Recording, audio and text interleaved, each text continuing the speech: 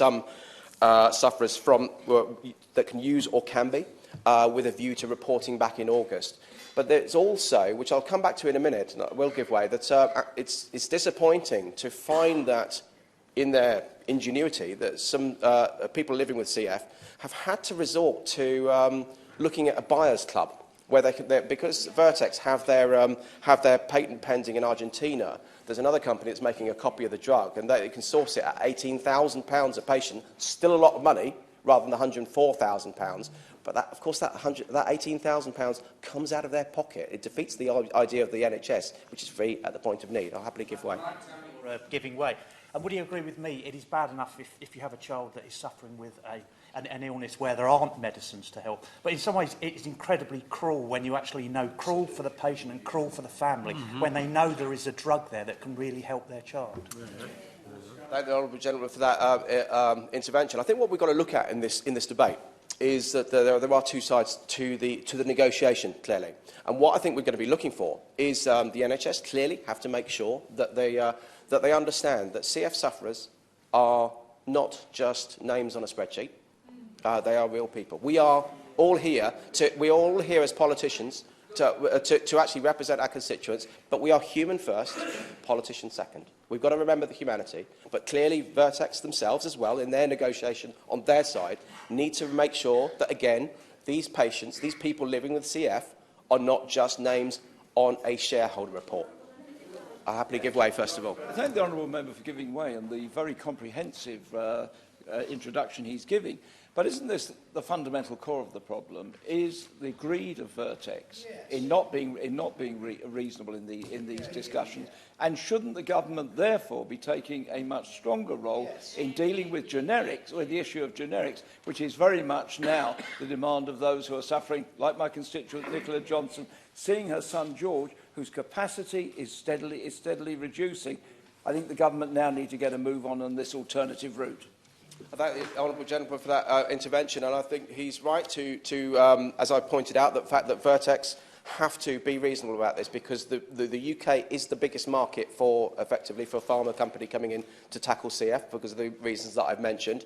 They have to understand that it's not all about their shareholder, their share price in the long term.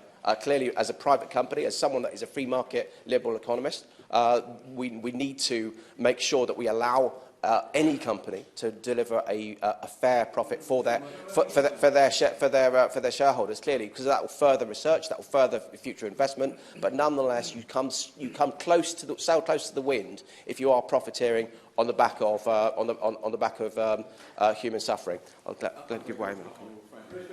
I'm grateful to him for leading on this debate. I spoke in the previous debate we had in the main chamber on this. And they're quite right to focus on these Orkambi issues and on Vertex. But however, this is actually about the NICE process.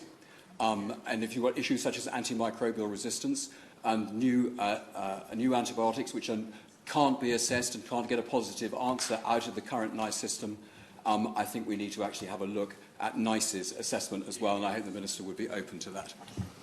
My honourable friend makes a very interesting intervention, because clearly this is a portfolio of drugs that are coming through the system. The original drugs treated only 5%, now it's 50%, and then the triple therapies that are being researched at the moment are up to 90% of cystic fibrosis sufferers will be able to benefit from, including clinical trials are showing that some people are showing lung capacity increases of 10% in just a single week of using that drug. It's disappointing. It's disappointing that actually Vertex hasn't included the triple therapy in their negotiations on that portfolio. But nonetheless, he is right that the NICE system does need to be reviewed to tackle that interesting, innovative approach to drug research in the future. I'll happily give way now. Just on the point of lung capacity, for those that are listening to this debate that are not experts, like the families are that live with this every day, lung transplants is a common situation where the lungs just fill up and are not functioning. And so that lung transplants are very often the only option that's going. How does NICE take that into consideration? Because it can't when it's looking at the viability and the cost effectiveness of Vertex. Orkambi, sorry. Our friend makes a really interesting observation, because what I saw this morning was a number of people who, some of whom had had a lung transplant, and Orkambi was able to get them to the point that they could have the lung transplant in the first place. What came across in my dealings this morning, with my conversations this morning, bearing in mind most of the people that I spoke to this morning were via video link, because they couldn't be in the same room as me, because of the risk of cross-infection. Aspergillus is sitting in their lungs. For us, it's in people's lungs, and we just bat it off. We don't have an issue with it. But for these people, it can be so important to their lung functions, or even fatal. So this is how debilitating this disease is. But the thing that struck me with all of this is actually the mental health issues behind it, of which more later. I'll allow the lady to come in. The honourable member for giving way and for giving us such a comprehensive overview of cystic fibrosis. A parent of mine, Joanna, has contacted me regarding her daughter, Lauren, who suffers from cystic fibrosis, and access to treatments like Orkambi, which has already been mentioned, would be enormously, absolutely crucial to being helpful in managing her condition and so many other people's conditions in our country. As honourable members may know, that the 16th of May marks a year since the Prime Minister called for a speedy resolution to this issue.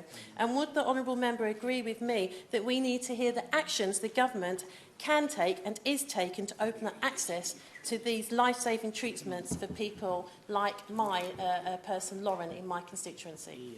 I'm grateful for Honourable Lady's intervention. I think what we need to... One of the reasons that NICE was set up in the first place was to take politics out of drug development. So we do need to make sure that we've got the balance right between government actually looking and intervening, and actually the clinicians and the people that are able to make their equations without political interference make their decision. Nonetheless, clearly we have to have a view. I'll allow some more interventions in a minute, but I just want to say that one of the things that some people have suggested, and I think it's been intimated in an earlier intervention, is crown use of patents as well, to allow generic drugs to be used, or to effectively remove the patents from the pharmaceutical companies. Obviously, that is an extremist. But there is an inherent problem with that in terms of the possibility of lack of investment in future research if you do start taking away patents from private companies. I'll give way here now. I thank the honourable gentleman for giving way, and he's making a very powerful speech, and I stand here today representing my constituents. And does the honourable gentleman agree with me that when factoring costs, they should also factor in the ongoing costs that not treating cystic fibrosis will bring, factor in the cost for the additional mental health treatment, the different additional other health treatments that will be needed, and possibly even the possible lung transplants that are needed as well. So this is not a simple comparison between the cost of the treatment. Other things need to be taken into account.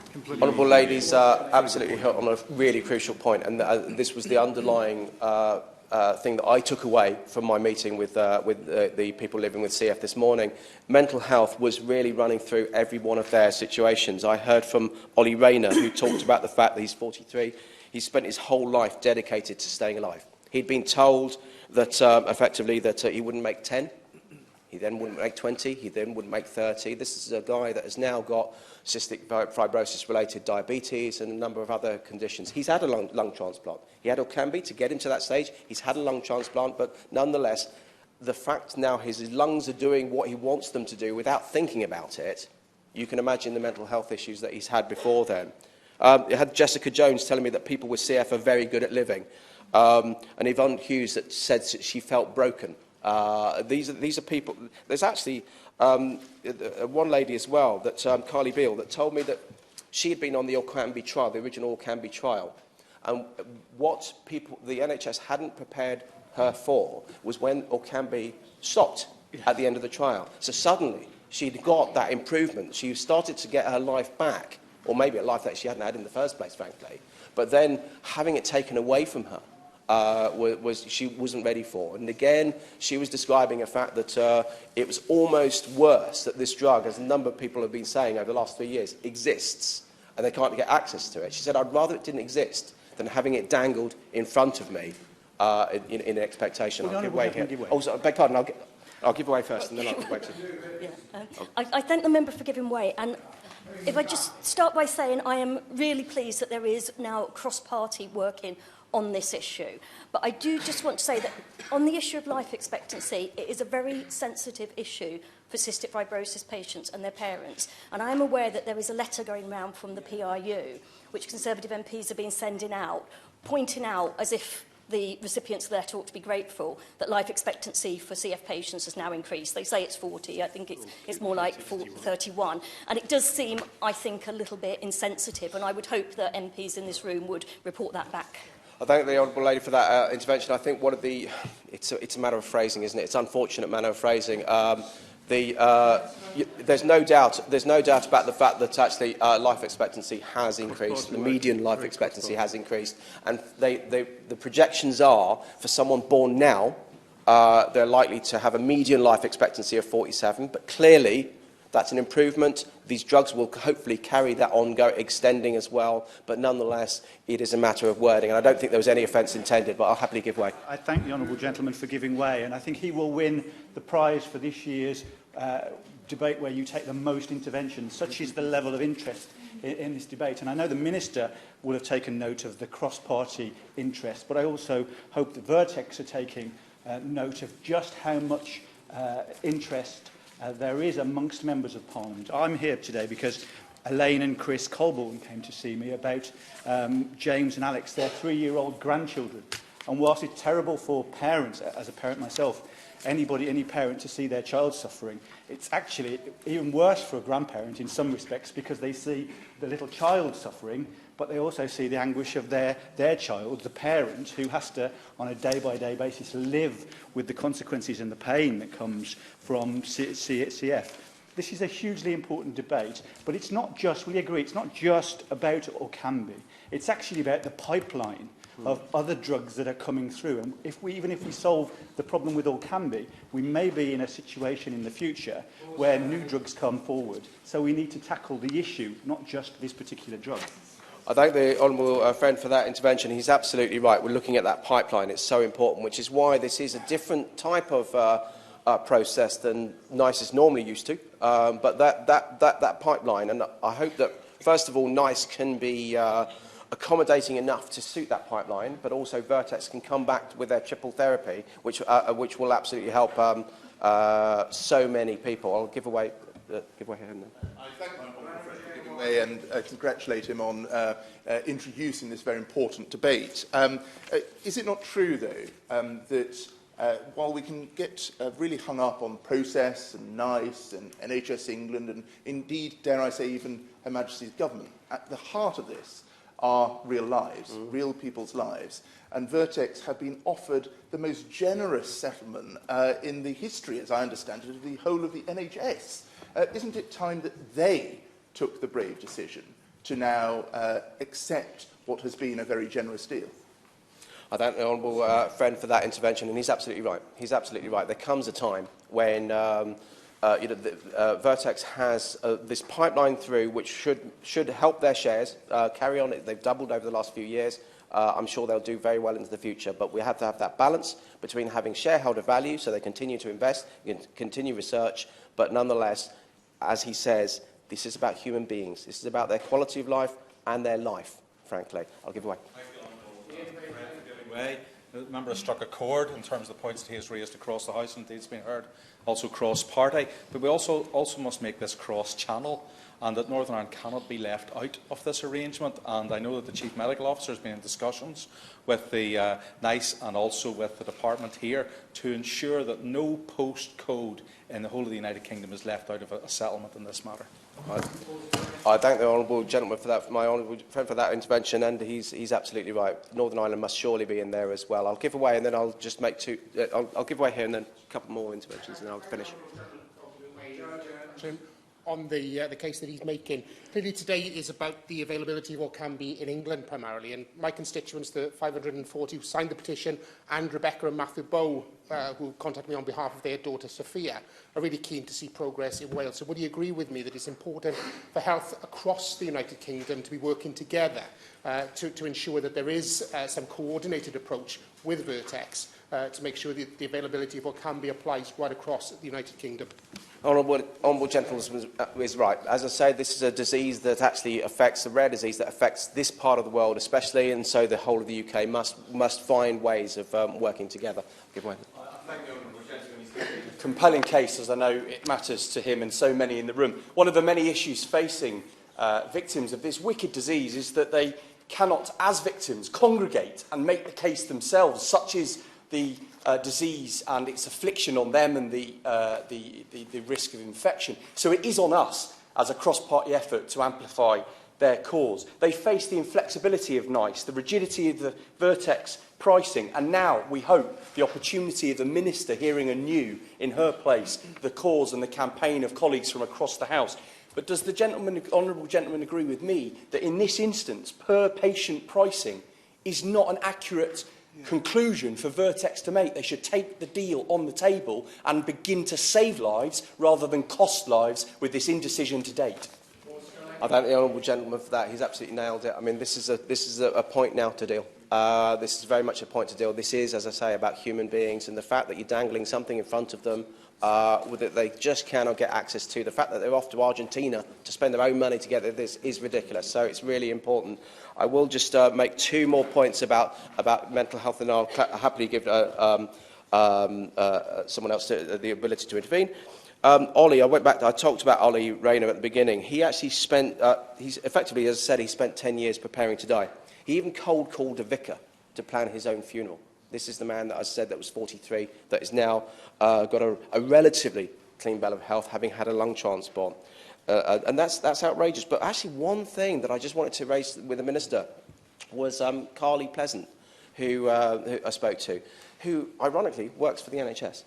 And she has CF, clearly, and she's had to go to the hospital a number of times. But her HR manager has told her that she's had too many days off. She's had too many days off sick. And so you've reached your trigger point. So basically, if you're not off for the next couple of months, then maybe you can make up for that. Now, this is a lady who has a husband, has a young child, is running a home, is trying to keep her job, trying to keep her mortgage paid. How much pressure do you think that's going to be on her? How much pressure do you think that's going to be on her mental health? And there must be thousands of people, the sufferers, in similar situations across the country. We're talking about that life-saving drug, that quality of life drug, but we all must, especially as a government, when we are trying to put mental health on the same parity as physical health, make sure that it's not just the treatment, it's everybody in the health system and every employer that reflects that balance. So I'll happily give way. Very grateful indeed to the honourable member for giving way. He's making a very persuasive case indeed, one that's obviously supported by so many of us. I just wanted to briefly go back to his point about buyers' clubs, because of course he will be aware that many sufferers and their families have already contributed themselves very significantly financially to the course of CF research. In fact, the Oxford Group, mainly parents and grandparents of people with CF, has raised over £174,000 for research just since 2003. So of course they're very, very upset by the current impasse when they've made that contribution. Now they feel they're having to do it again through buyers' groups. Does he not view this as a totally unacceptable situation? I thank the honourable lady for that intervention, and she's right. I mean, the fact that we're having to resort to these things is just ridiculous. When we do have a comprehensive health system there, it's about time that the two parties, and especially Vertex, can actually see that there is plenty of time for them to make a reasonable profit on their portfolio of drugs that come through, but nonetheless, it's not helping the situation now. There's a number of people from the CF Trust here, but unfortunately, as was said before, so many of the sufferers cannot be here. They hopefully are watching it on television or wherever, or via their computers, but they can't be here because of that cross-infection. I'll happily give way and then I'll conclude. Thank the honourable member for giving way. He's been extremely generous. Just on the matter of shareholdings and the matter of profit, when I was researching for this debate, I came across something in the Wall Street News which told me that Vertex give a higher than average return on investment. Most companies that operate in that area give a return on investment to shareholders of 20%, and last year they were 45%. I'm grateful to the honourable lady for pointing that out. I would just say, as I say, I'm just about to conclude. So the honourable member from Burton made an interesting point. So in order to not top that record, I will be finishing very soon. So I'll give way here. I thank my honourable friend for giving way. It is absolutely devastating that we are here again, having this debate in Westminster Hall again about this issue that still hasn't been resolved. And can I thank him for his commitment to this issue, because he opened the last debate when I think this room is completely full. He's opened it fantastically again today. And can I ask him to agree that the message that should go out from this debate today is that we need a permanent deal now agreed with Vertex. We cannot be relying on buyers' clubs or any other mechanism, and that the message should be that we want a deal agreed as soon as possible. I thank the honourable friend for that intervention, and he's absolutely right. I'll give way. I'm very grateful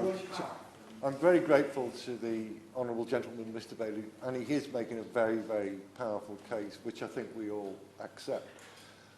A moment or two ago, he mentioned somebody he met earlier today who suffers not only from diabetes, but also cystic fibrosis. And it occurs to me that could we imagine a situation where somebody with type 1 diabetes who needs insulin just to survive had it taken away? And isn't there some, although they're two completely different conditions, isn't there some equivalence between the two? I thank the honourable gentleman for that intervention, and he's absolutely right. It's a really good point. Actually, the diabetes has come from the cystic fibrosis, and but he's right to talk about that medication in that way. I'll happily give way. I thank my honourable friend for giving way. He's making a persuasive speech. This is an issue that is important in my Hammond constituents as well as that of my right honourable friend, the member for Tunbridge Wells, who's sitting next to me. Does he agree that whilst we praise the work of the CF Trust, we should also commend them for the research work that they actually do themselves into this condition, and actually urge colleagues across the whole House to support any bids for funding they might make to the NHS or to other bodies for funding so they can continue their important work in this field? Thank the honourable gentleman, my honourable friend, for that intervention. He's absolutely right. The CF Trust, I've been there twice and I was absolutely blown away. As I say, they are the kind of people, they're the kind of organisation that I got into politics to help. When I was there, I met Lindsay Bezic, who works there. She has, I think she may be here, but she's actually just a CF sufferer herself, and she's just climbed Snowdonia. When we're talking about someone with reduced lung capacity, I would be struggling. So that's the first time that I've got a round of applause in Westminster Hall. I'm not sure it's to be encouraged. I'm not sure it's to be encouraged or not, but it's for Lindsay. Lindsay, that's for you. No, you throw me now. The honourable gentleman's thrown me, so you better take an intervention. Grateful for the honourable friend giving way, and it's interesting he's giving personal experiences of what the illness has affected individuals. And I met Ada's family last week to discuss how it affected them. And thinking about the introduction of the drug and the benefits it could bring about, one is a saving to the NHS through the need not to use other drugs, the lack of visits that the family would then have to the hospitals, and the effect that that would have on patient care, etc., and freeing up time for the hospitals to look after other patients. But would you also agree it would bring about a significant improvement to family life, not just for the individual, but also for the extended family as well? I thank my honourable friend, and he's absolutely right. There was the lady who had her Orkambi withdrawn at the end of the trial. Her young son had said to her, "Mum, what was the worst day of your life?" And she cited that. She said it was when that drug was taken away from me. And her son, I think he was 7 from memory, he said, "You know what, that was my worst day in my life as well." It is the extended family, it is the people around you. So when a number of people are talking about the cost per patient, it's not just about the patient, it's about the friends, the family, the loved ones, etc. So I'll give way one more last time, then I'll sit down. Thank you for giving way and for calling this debate. I have a constituent as well, Jack, who I met when I went to visit our local hospital, and it's not surprising I met him because he spends 6 months a year in the hospital every year. And he's now running out of treatments. He's tried everything. He's on 30 tablets a day, he's on nebulizers. There's treatment, they're trying treatment after treatment, and the treatments are running out. So for patients like Jack, they need this really urgently because there's almost nothing left. I thank the honourable friend for that intervention, and she's absolutely right. You know, people are desperate. People are desperate. It's been dangled in front of them. It's about time that we act. So, just in conclusion, I want to welcome the Minister to her place. It's fantastic to see my honourable friend serving as well as she does. And I know Vertex will be listening to this. I hope they act. I know NICE will be looking at this. I hope they act as well, because it's so important that we get this right, that we get this done now for the sake of all of those thousands of people across this country that are looking upon politicians to do things. I've talked about the independence of the system, but nonetheless, we need to do everything we can to bring the parties together, to make sure they deal. And as I keep saying, this is about human beings, their life expectancy and their quality of life. I look forward to what the Minister says when she sums up at the end. Thank you. The question is that this House has considered e-petition 231602 relating to access to Orkambi and other drugs for people with cystic fibrosis. Can I make it clear? I have 17 would-be speakers listed for this debate. The front bench and the proposal summing up time means that I will conclude the backbench contributions 2 minutes to 7. I am therefore putting a 6-minute time limit on individual contributions. So can I start with Kerry McCarthy? Mr Bailey, a pleasure to see you in the chair today, and I thank the honourable member from the Petitions Committee for introducing this debate. As we've heard, the drug Orkambi is a life-changing treatment that stands to benefit 4,000 CF patients in the UK, which is 40% of the total number with the condition.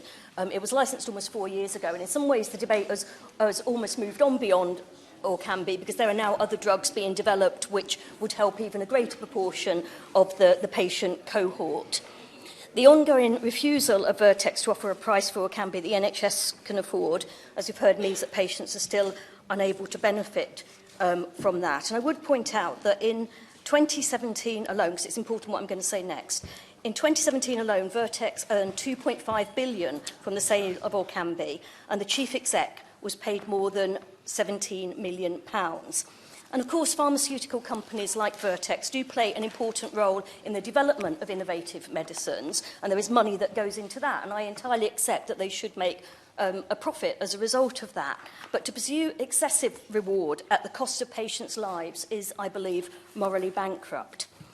And I want to speak today about alternative approaches. I did have the opportunity to meet the Argentinian drug company a few weeks ago that have come up with a generic alternative to Orkambi. And I also met 2 parents, and one of them was fortunate to be in a position to already be able to spend, it was more than a 6-figure sum on Orkambi for his young son, and he said he was doing well on it, but he was clearly in a very privileged position to be able to do that. The other father wasn't in that position, but was looking at the Buyers Club approach that has been mentioned and that was featured on Newsnight on Tuesday, and he said that if he had to sell his house to be able to afford to buy the drugs at this reduced price, which is maybe around the £18,000 mark, he would do so, because obviously his son is far more important to him than where he lives. And I was introduced to the Argentinian drugs company by a Bristol-based organisation, but it's international, called Just Treatment. And they and a range of experts in the field, as I've said, have made contact with a generic manufacturer of the drugs who can supply UK patients with a safe and effective version of Orkambi at a cost to an individual CF patient of just 30% of what Vertex are charging. And that says around $23,000 per patient per year, but if there was a buyers club, that price could come down. This was, the term Buyers Club comes from the Hollywood film Dallas Buyers Club, which gave a fictionalised account of the Buyers Clubs, which popped up in the 80s and 90s in reference to the lack of access to HIV treatment. And they enable patients to understand their right to procure more affordable generic versions of drugs, which they would otherwise struggle to access. And in Argentina, I think it's a very small number of people have CF, and there's only a couple of hundred that would actually benefit from Orkambi, and 120 of them are on this they're actually on this generic alternative and seem to be doing very, very well. I think the longest anyone's been on it is 18 months, so in some ways it's sort of very much early days, but they do seem to be going well. Initial discussions with the generic manufacturer suggest that once 500 patients sign up to receive the drug from them, the cost would drop to just 20% of that asked by Vertex. Obviously, that would still not be affordable, whether it's the 18,000 mark, 23,000, that would still not be affordable for most people. And that is why I would argue that, yeah, but it's obviously a step forward for some. But that's why the government needs to step in and help them. And the most effective way the government can do that is by pursuing a Crown use licence for Orkambi. The Honourable Member for North Herefordshire raised the possibility of this in the context of access to medicine for CF patients in the House a few months ago. By using the legal provisions set out in Section 55(1) of the Patents Act 1977, the government has the power to suspend Vertex's patent on Orkambi and overturn the monopoly.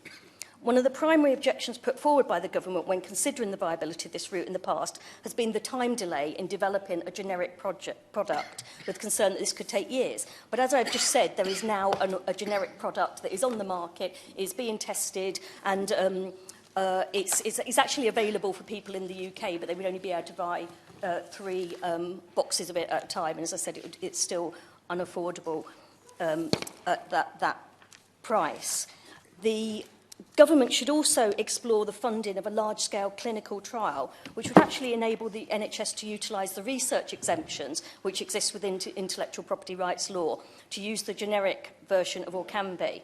This approach has been used before with the HIV prevention medication PrEP, ensuring that tens of thousands of patients were able to access the drug while its expensive branded counterpart was still under patent. I'm particularly interested to hear what the Minister has to say in response to that. So that could be set up as a trial in anticipation of pursuing a Crown use licence and provide data necessary to support regulatory approval of the generic version of Orkambi.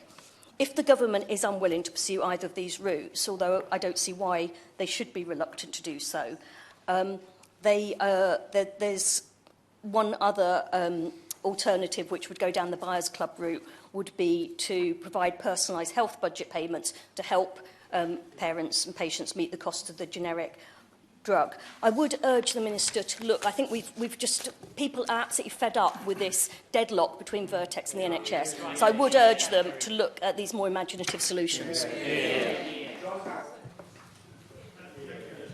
a pleasure to serve under your chairmanship.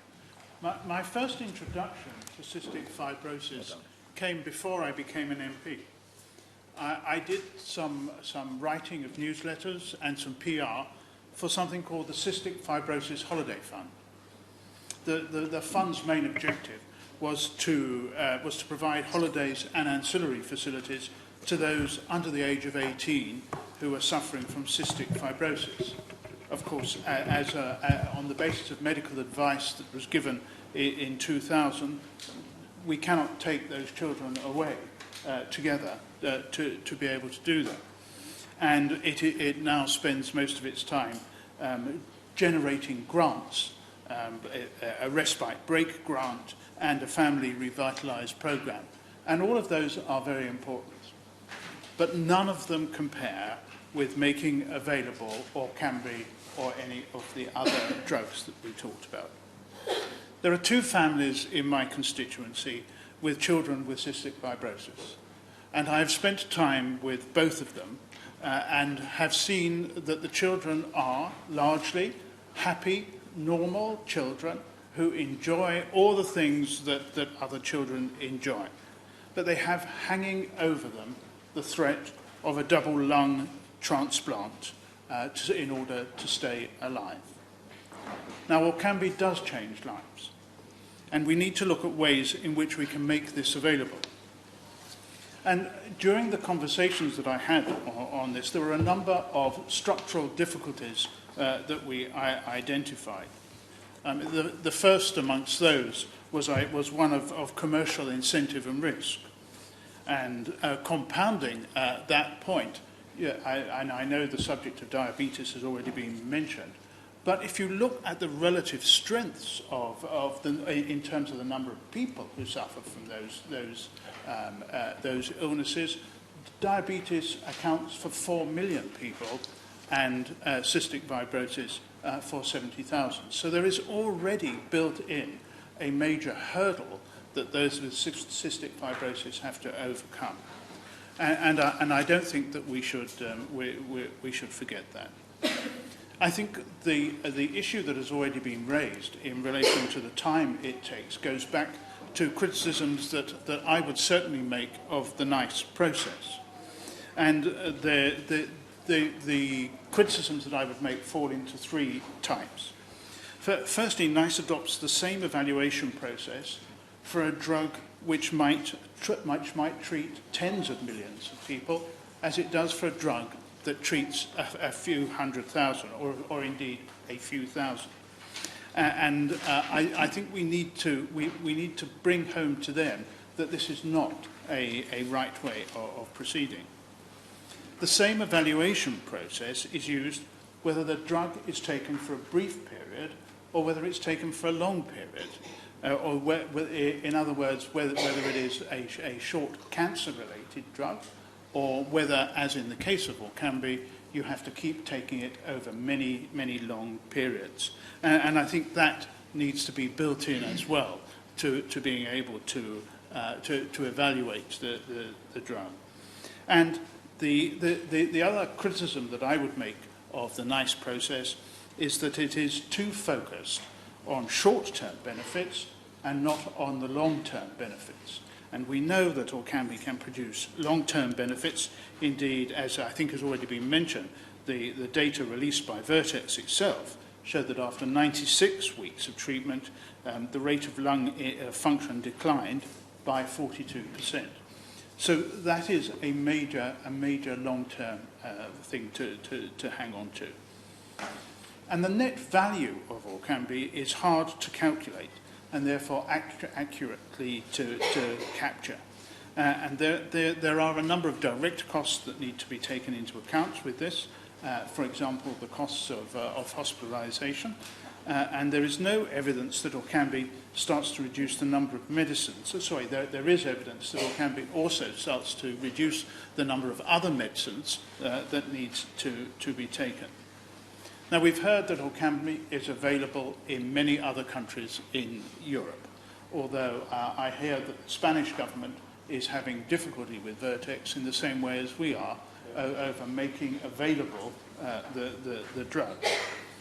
And the agreement that was reached with Vertex to make Orkambi available has been a very disappointing affair, and we need to put pressure to make sure that that happens and that other generic drugs are brought forward and can be used in their place.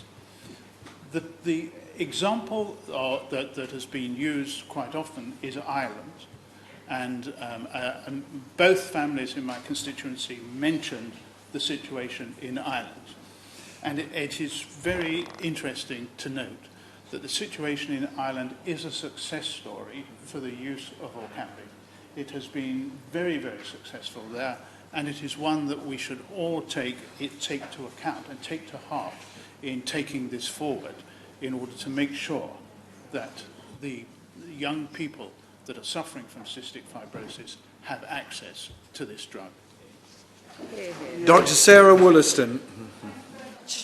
Mr. Bailey, and I'd also like to start by thanking my constituent, Cathy Meredith, who brought forward this petition, and also to Ollie Rayner and all the very many others who are living with cystic fibrosis, who sadly can't be with us in the room today, because cystic fibrosis is such a cruelly isolating condition, because those who are suffering from it can't be in the same room because of the risk of transmitting resistant infections. But could I just start with just a note of context here that about the cause of cystic fibrosis, which is a mutation in the cystic fibrosis transmembrane conductance regulator gene that affects the production of a protein, which in turn has consequences for the balance of salts and fluids moving across membranes and leads to an accumulation of thick, sticky mucus in the lungs and other organs. But the point here is that although there are 10,000 people in the UK living with cystic fibrosis, it's not really a single condition, because there are very many mutations of the CFTR gene, and that has consequences for the types of medication that people will best respond to. So I say we need to think of this not only as being a rare condition, but a series of much rarer genetic conditions, and I think that's an important point to note. But What we now have is some real hope for progress here with the CFTR modulators, and we need to be making progress much more rapidly than we are now. These negotiations between Vertex and NHS England have dragged on for far, far too long, and I think that the patients who are living with this and their families have been lost in these discussions, and we need to come back to thinking of them. But we also need to bear in mind that this has implications that go far beyond those who are living with cystic fibrosis.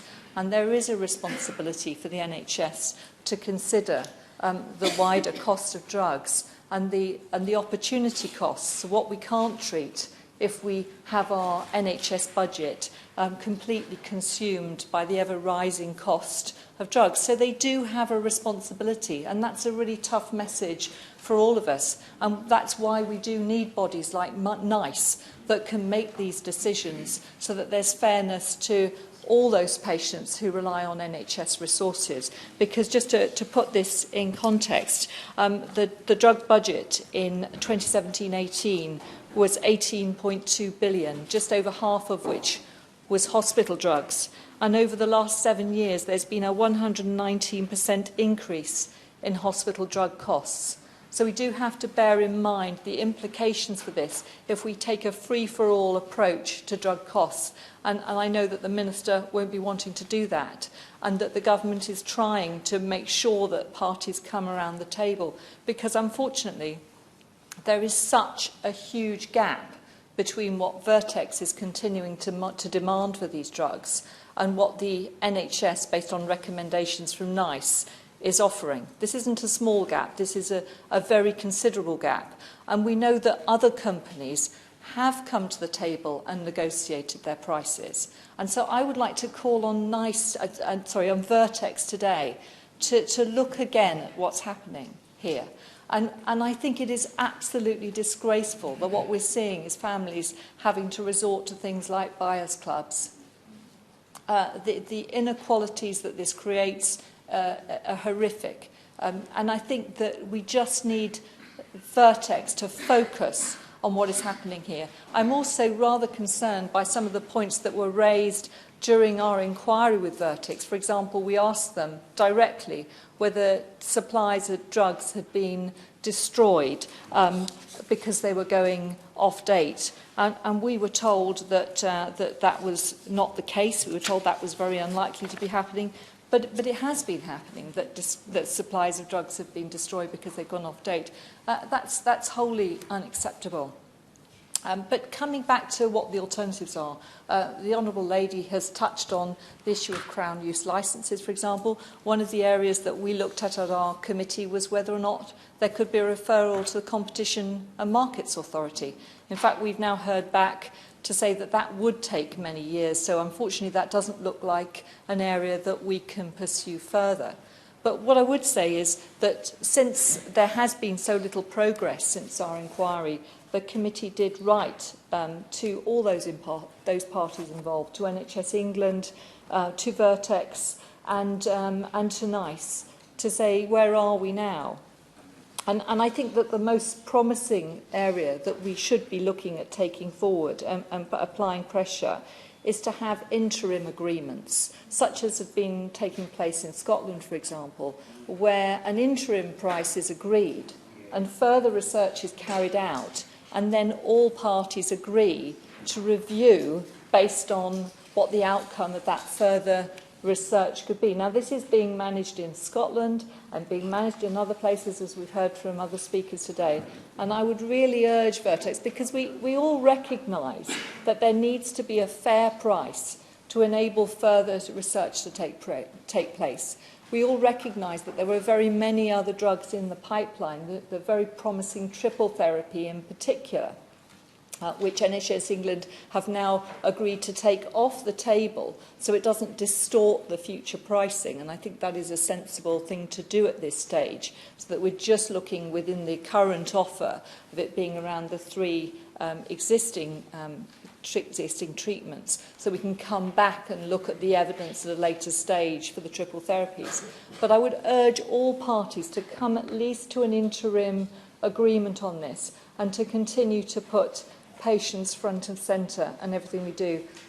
And one final point that I would just like to touch on is the political aspect of this, because we do know that both President Trump and US Secretary of State Azar have repeatedly referred to using their muscle within trade negotiations to increase the price that European countries have to pay for their drugs. They've referred to the NHS freeloading, for example.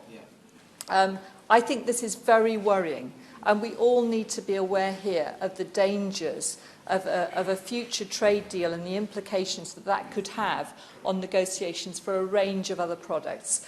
So there are a number of points that I hope that has contributed to this debate. But as I say, all parties need to focus on the people at the heart of this, and that is the patients who are living with cystic fibrosis. I gave the chair of the Select Committee a little latitude there, which apologise. may not be available to others.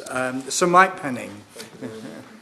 And we all hoped we'd never be in this debate again today, a year on from last time. And it's a dedication to the House, I think, that we have come together from across the House on a debate that probably should have been on the floor of the main House, to actually debate what is, frankly, an immoral situation, in my opinion, that these families, these people, are still waiting for a drug which we know can extend their lives and prevent really serious need for invasive surgery, a lot of pain, and as we've also heard, a lot of worry amongst their extended family. When across the Irish Sea, in the Republic of Ireland, the deal has been done. A country which is, in GDP terms, poorer than us. In other countries around Europe, they are also, in GDP terms, poorer than us. And it's really, to me, not just a shame, it's actually, a blight on our NHS, our proud NHS, that we've not come to an agreement, one way or the other, with Vertex, and that we haven't made a decision as to, if Vertex can't do a deal with us, then we will go down the Crown use licensing role. Because if we'd have started that way back, we would have been, they said it would delay everything, actually we're here now. And as patents around the world are developing, Mr. Bailey, we know that the situation, and this is no benefit to Vertex. So we've heard about their shares, but they've not been able to sell this product in a country which actually has the most predominant amount of CF in it. So why? The question is why? Is it just about cost? Is it just because the civil servants and Vertex don't care about these wonderful people and their children and their lives? Is it about greed?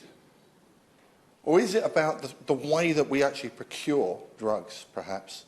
And we've heard a little bit about this to the way that NICE. Now, when NICE was brought in, it took the politician, quite rightly, out of that decision-making.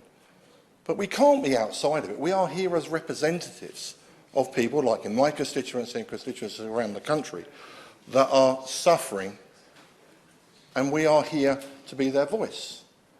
Now, they've done fantastically well to have a voice, and the campaign group has done brilliantly well, and absolutely, one of the top campaigns going out there.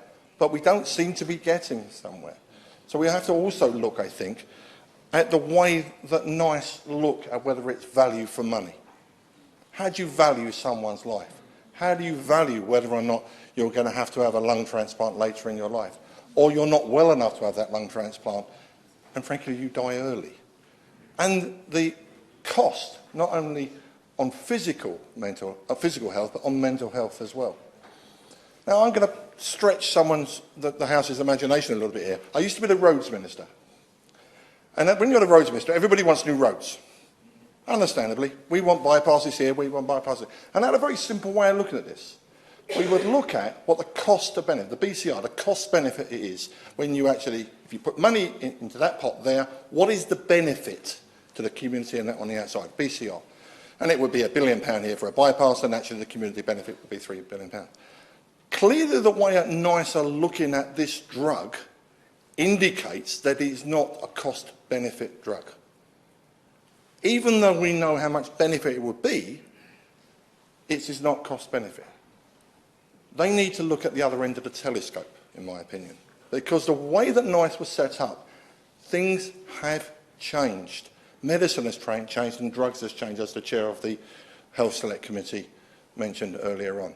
There are these generic drugs coming down the line which are fundamentally targeted at certain illnesses, particularly ones which you're born with, you inherit. The ones that can turn off that switch and make that situation completely better. And NICE was never set up to do that.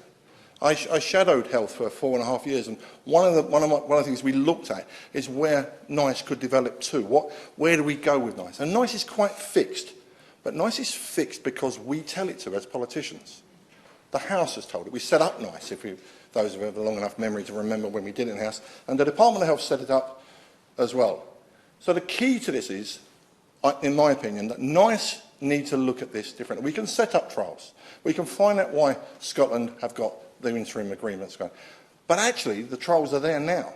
How immoral was it? Was someone that was put on Vertex, their life got better, their life expectancy got better, and they had it removed.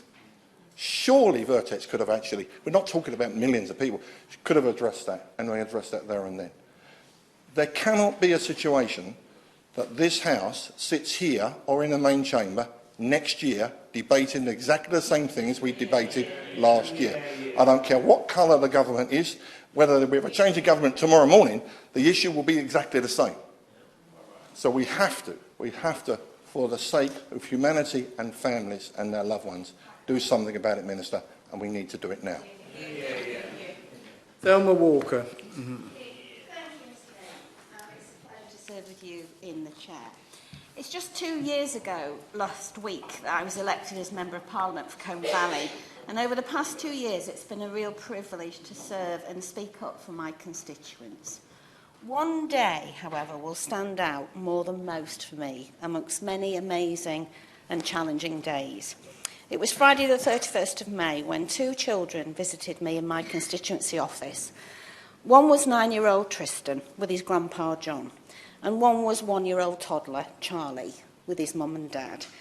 I'd had a busy advice surgery that afternoon, but went straight to meet Charlie in one room, whilst Tristan was waiting patiently in another.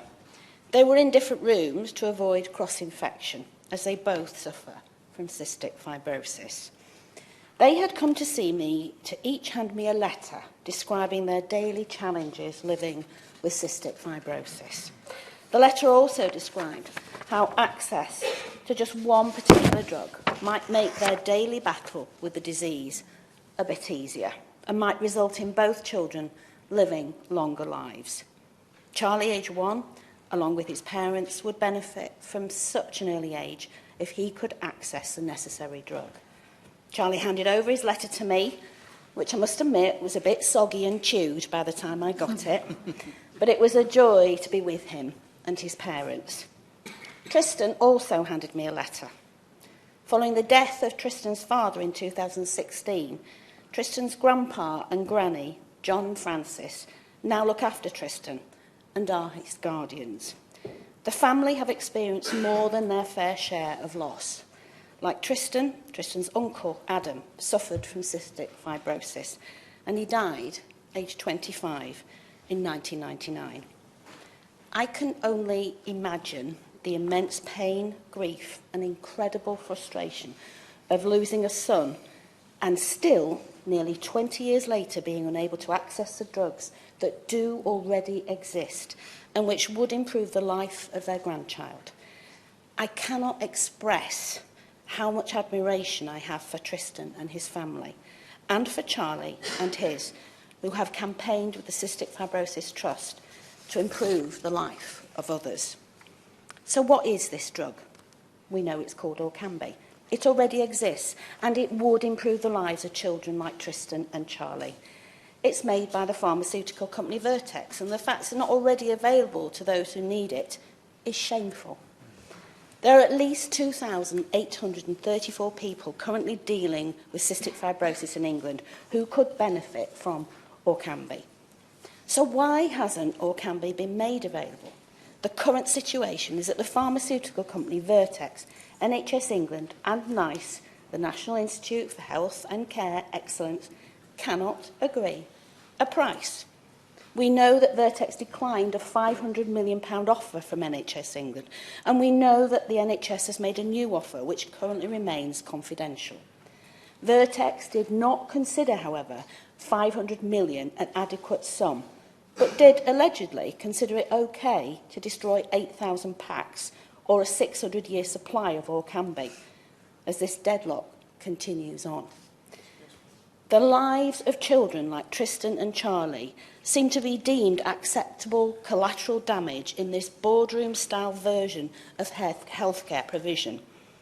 I would like to take this opportunity to seriously urge Vertex to consider the current offer that has been made to them by the NHS and to consider it with the lives of children like Charlie and Tristan at the forefront of their minds. It seems to me very straightforward, simple and ethical a decision for Vertex to be willing to compromise on its profit margins in circumstances where the lives of children are at stake. And let's be clear, Vertex is not a company which is struggling to make ends meet. It is a $43 billion company. This is about the same as the GDP of Bolivia or Tunisia. Vertex's CEO received a total salary of around $90 million in 2018, making him one of the best paid CEOs in the pharmaceutical industry. As ever, it's not the case that there's not enough money, but that big business is not willing to spend it. This holding children's lives to a ransom situation must not continue. Vertex and NHS England must agree a deal, and they must agree one soon, or an alternative interim solution must be found, as has been the case in Scotland. The lives of children cannot continue to be held hostage. Tristan's grandpa has already lost a son to this condition.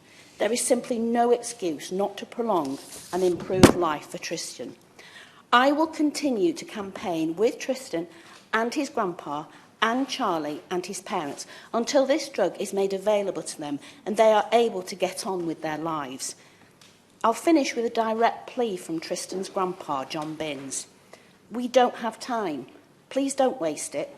It's costing lives, and there are too many cystic fibrosis angels already.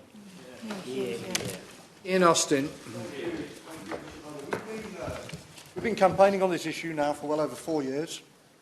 I think this is the 5th or 6th debate we've had on this in this chamber and in the main chamber as well. We've met 2 Prime Ministers, 2 Health Secretaries, several Health Ministers. We've got a new one with us today. We welcome her to her place, and we hope that she's going to be able to unlock this in the way that her predecessors haven't so far. We've delivered, I can't remember how many cross-party letters we've delivered to Downing Street. There's been countless meetings between MPs, Vertex, the Cystic Fibrosis Trust. But after 4 years after these drugs were licensed, they're still not being made available for the people who need them. Imagine how many people's lungs have suffered irreparable damage in that period of time. Imagine how many people have not just seen the quality, but even the length of their lives reduced over the last 4 years. I want to pay tribute to the brilliant people from the Cystic Fibrosis Trust who are with us here today, Dave Ranston, Nick Medhurst, and the brilliant Lindsay Beswick, who we heard about before. Most of all, I want to pay tribute to the army of parents and carers who work so hard on this all year round. The reason MPs are in this room today is because of the work they do. It's because of the work they do. Inspirational work. It's humbling and it's heartbreaking to meet them and to listen to their stories. The reason I became involved in this, Mr Bailey, is because I met Carly Evans, who the Honourable Member for Sutton and Cheam spoke about earlier. She's from Dudley. She took part in the clinical trial for Orkambi. Before being put on the clinical trial, she had to choose between leaving work, with all the financial hardship that would cause, or struggling on in work with her health getting worse. She had to take 90 tablets a day, do 2 hours of physiotherapy. Her lung function was at 44%. She had to spend 2 weeks in hospital every 3 months. That's not an unusual story, by the way, for lots of people with cystic fibrosis. She told me this. She said, "Orkambi has changed my life. I quickly became well enough to start to live a more normal life again as a working mum. My health has remained stable. Hospital visits have been massively reduced. Admissions and unplanned admissions are now non-existent. Since having Orkambi, she's been able to go on holiday for the first time. She got married. She started a family, started a business. She's making a much bigger contribution to the economy. People talk about the cost of providing these drugs. What about the contribution that people who are given Orkambi can make to the country and make to the economy as well? Let's think about that. Something else that I didn't really understand was the impact that having a condition like this has on the rest of someone's life. I mentioned Lindsay a moment ago, and I hope she won't mind me telling everybody here today. She's in her 30s. She told me that at a time when her friends are getting married, planning families, developing their careers, starting businesses, making long-term plans. People like her are deterred from being able to do this. It's heartbreaking. I mean, it's heartbreaking to listen to her tell you this. I mean, I can't imagine what it's like for her. And I hope people will forgive me for being blunt about this, but people in her position are just not able to plan for their futures in the same way. Because, to put it bluntly, they don't know how long they actually have to live. The point about this is that every day, people who could be helped by Orkambi, but who are denied access to it, is another day in which their lungs suffer irreparable damage. It's not like you break your leg, you can have your leg fixed, and your leg is normal again. Your lungs will not recover. So on Vertex, look, I want to say this. I understand the company exists. Of course, they want to make a profit, of course, right? And of course, they need to be able to fund future drug developments too. But surely it would make sense to sell a lot of a drug at a slightly lower price than to sell nothing at a really high price. Surely that would, I mean, I'm not an expert on pharmaceutical company economics, but that would seem to me to be worth looking at. I want to ask the Minister as well what assessment she's made of the case for Crown use licensing, where the government takes control of this situation and just makes sure these drugs are provided. What assessment has she made for the government providing the cheaper drugs that are available elsewhere, like the ones that, it's a disgrace that families are having to do this, to buy them from Argentina. But what assessment has the government made of providing those drugs? The truth about, I think the other question I really want to ask, actually, is whether the Minister, she's new to the department, and we really hope that she's going to work night and day to get this sorted out. Look, I think she should ensure, get NHS England, NICE, Vertex in a room. Don't let them out until they come to an agreement, right? That's what we need to happen here. Second, will she meet the parents? Will she meet the cross-party group of MPs who've been working on this, and the parents and the Cystic Fibrosis Trust, so that we can discuss this in more detail than we're able to do this afternoon? The truth about this is that it's a really urgent situation. The system has not worked. People with cystic fibrosis have been put in an appalling position, and this really does need to be sorted out now. Yeah. Jeff Smith. Mr Bailey, it's a pleasure to see you in the chair, and can I congratulate the honourable member for Sutton and Cheam and all the other members who've made, I think, very thoughtful and powerful contributions to the debate today. As we heard earlier, it's now over a year since the Prime Minister called for a speedy resolution to this crisis. And for years, patients and their loved ones have seen their health decline, knowing that there's a possible solution sitting on the shelf the whole time. And I just want to use two personal stories to illustrate just why this is so urgent and important. My constituent Claire Dempsey has been advocating for patient access to Orkambi and the associated precision treatments on behalf of her son Jake Wright is 9, was diagnosed with cystic fibrosis at birth. And hearing his story is an insight into how relentless it is to treat the symptoms of the disease. He's got to take 200 tablets a week, undergo 2 hours of physio a day, and use nebulizers morning and night. And every year he spends 2 weeks in hospital in isolation, receiving intravenous antibiotics. Jake's lost 16% of his lung function. A recent CT scan of his lungs showed early signs of bronchiectasis, I think. I'm not entirely sure about the pronunciation of that word, bronchiectasis, which can leave lungs more vulnerable to infection. And precision medicines such as Orkambi, which tackle the underlying causes of CF, could have prevented those irreversible changes to Jake's health. And imagine how it must feel as a parent to know that. And there's also the associated emotional and financial pressure on the families. Claire is a cancer researcher by profession. She's had to go part-time in order to care for Jake. Now, not only is the NHS losing her skills, but she is unable to earn money for the family. The family has had to put their house on the market. And if the root causes of Jake's cystic fibrosis go unaddressed, the level of care he needs from his family and medical professionals is only going to increase. And when we talk about cost-benefit analysis, that's the sort of thing that NICE can't take into account. The effect on families, not the effects on the NHS, and on wider society. And we need to bear that carefully in mind when we're talking about this issue. I also want to talk about another family who are affected, who are my constituents, Sadie Lawty, her husband Steve Sanders, and their 3-year-old daughter Eloise, who I've had the great pleasure of meeting, a lovely young girl, who was diagnosed with cystic fibrosis when she was just 2 weeks old. And it was a bombshell to Sadie and Steve because there was no history, as far as they were aware, in the family. But at the time, they were told there were a lot of reasons to be hopeful, because there was a new family of pharmaceuticals that had recently been introduced, which targeted the underlying causes of cystic fibrosis. And they were given hope, and their hope has been really frustrated.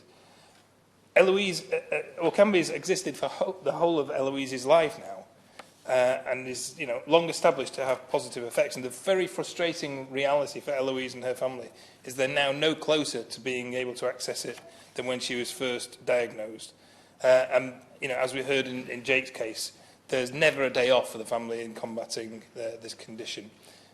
Medicines have to be administered around the clock, and there are endless trips for assessments and treatments. And in fact, today, while we're having this debate, Eloise's parents are taking her to the doctors for her annual review, essentially to find out how much damage has been caused by cystic fibrosis so far. Accessing Orkambi could help sustain Eloise and offer her parents some longer-term peace of mind. It's not a wonder drug, but it is a source of hope, and that is the very frustrating thing for Eloise's family, is that hope has been dashed. At the moment, she's doing really well, and I hope that's going to continue, and she'll soon start nursery. And at 3 years old, she's got a while before the cumulative effects of cystic fibrosis really set in, but there are many people who can't afford to wait much longer. And I always think back to my first brush with this condition, which was when I had a girlfriend who was a nurse, and she was looking after a very charming young man who sadly died while he was still in his teens, and that just brought home to me the personal level of tragedy involved with this condition. So it is absolutely vital that the government take responsibility for pulling people together and finding a solution between NICE, the NHS and Vertex as quickly as possible.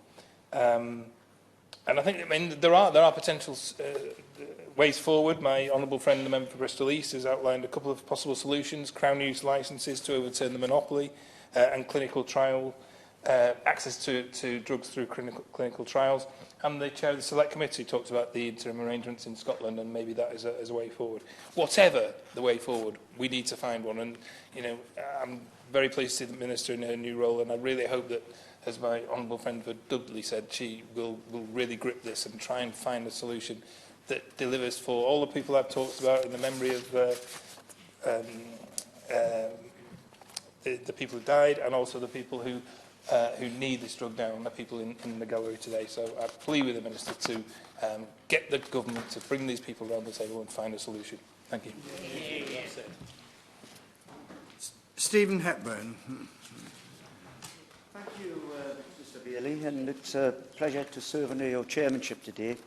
And like other members, I'd also like to pay tribute to the Honourable Member for Sutton and Cheam for bringing about this debate and allowing us to give the government once again a jog to tell them to get this sorted out once and for all. Because all of us are aware of cystic fibrosis. It affects all of our constituencies. It's a life-limiting condition that affects over 10,000 people here in the UK. It's a condition with no cure as of yet. It's a condition that half of those who have it will die before their 31st birthday. And we're also aware that there's a drug available, Orkambi, developed by Vertex, that not only treats the symptoms associated with cystic fibrosis, but treats the underlying causes as well. One of these patients is 4-year-old Harriet Coe from Jarrow, whose parents are here today. Emma and Chris desperately want a better quality of life for their daughter, Harriet. They contacted me because they were frustrated and upset that Harriet couldn't get access to this life-changing drug because it's not available on the NHS in England. And an even bigger blow to them. If they lived another hour further north, Harriet could possibly qualify for the drug next year in Scotland. And why? It's because the NHS in England and NICE don't deem the drug as cost-effective and have spent over 2 years without success negotiating a price. This is totally unacceptable.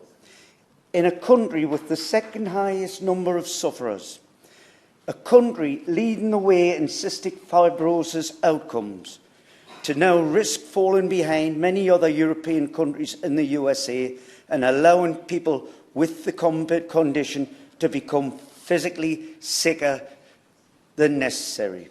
All because an agreement on the economics of treatment cannot be reached. And we all know, because of this, we've had 5 parliamentary debates and still no action from the government. These drugs need to be on the NHS now because every day without them is another day of suffering for the people living with this condition. And if you want to focus on the economics and the economical aspect of the case, the evidence is clear, as has been outlined by members here today. This treatment prevents the condition from escalating, thus preventing more expensive treatment further down the line. It would reduce the number of times patients were using the NHS and hospitals throughout the year, which is obviously a saving to the NHS and, more importantly, a better outcome for the patient and their families. But let's look at the human aspect of this debate for a minute. Families are well aware that accessing this treatment is not a cure for the condition, but it certainly helps them live as normal and fulfilling life as possible in the short time they are with us. And that is something the NICE appraisal methods fail to recognise. How can you place a cost on a child with cystic fibrosis? Their ability to manage their condition, to go to school, to play with their friends, to go to university later on in life and get a job, and ease the burden of the care on their families and their carers. Why shouldn't Harriet and her family have a worthwhile quality of life and do the things that many of us take for granted? Time is running out for some patients, and we're calling on the government now to act to resolve the matter as a matter of urgency.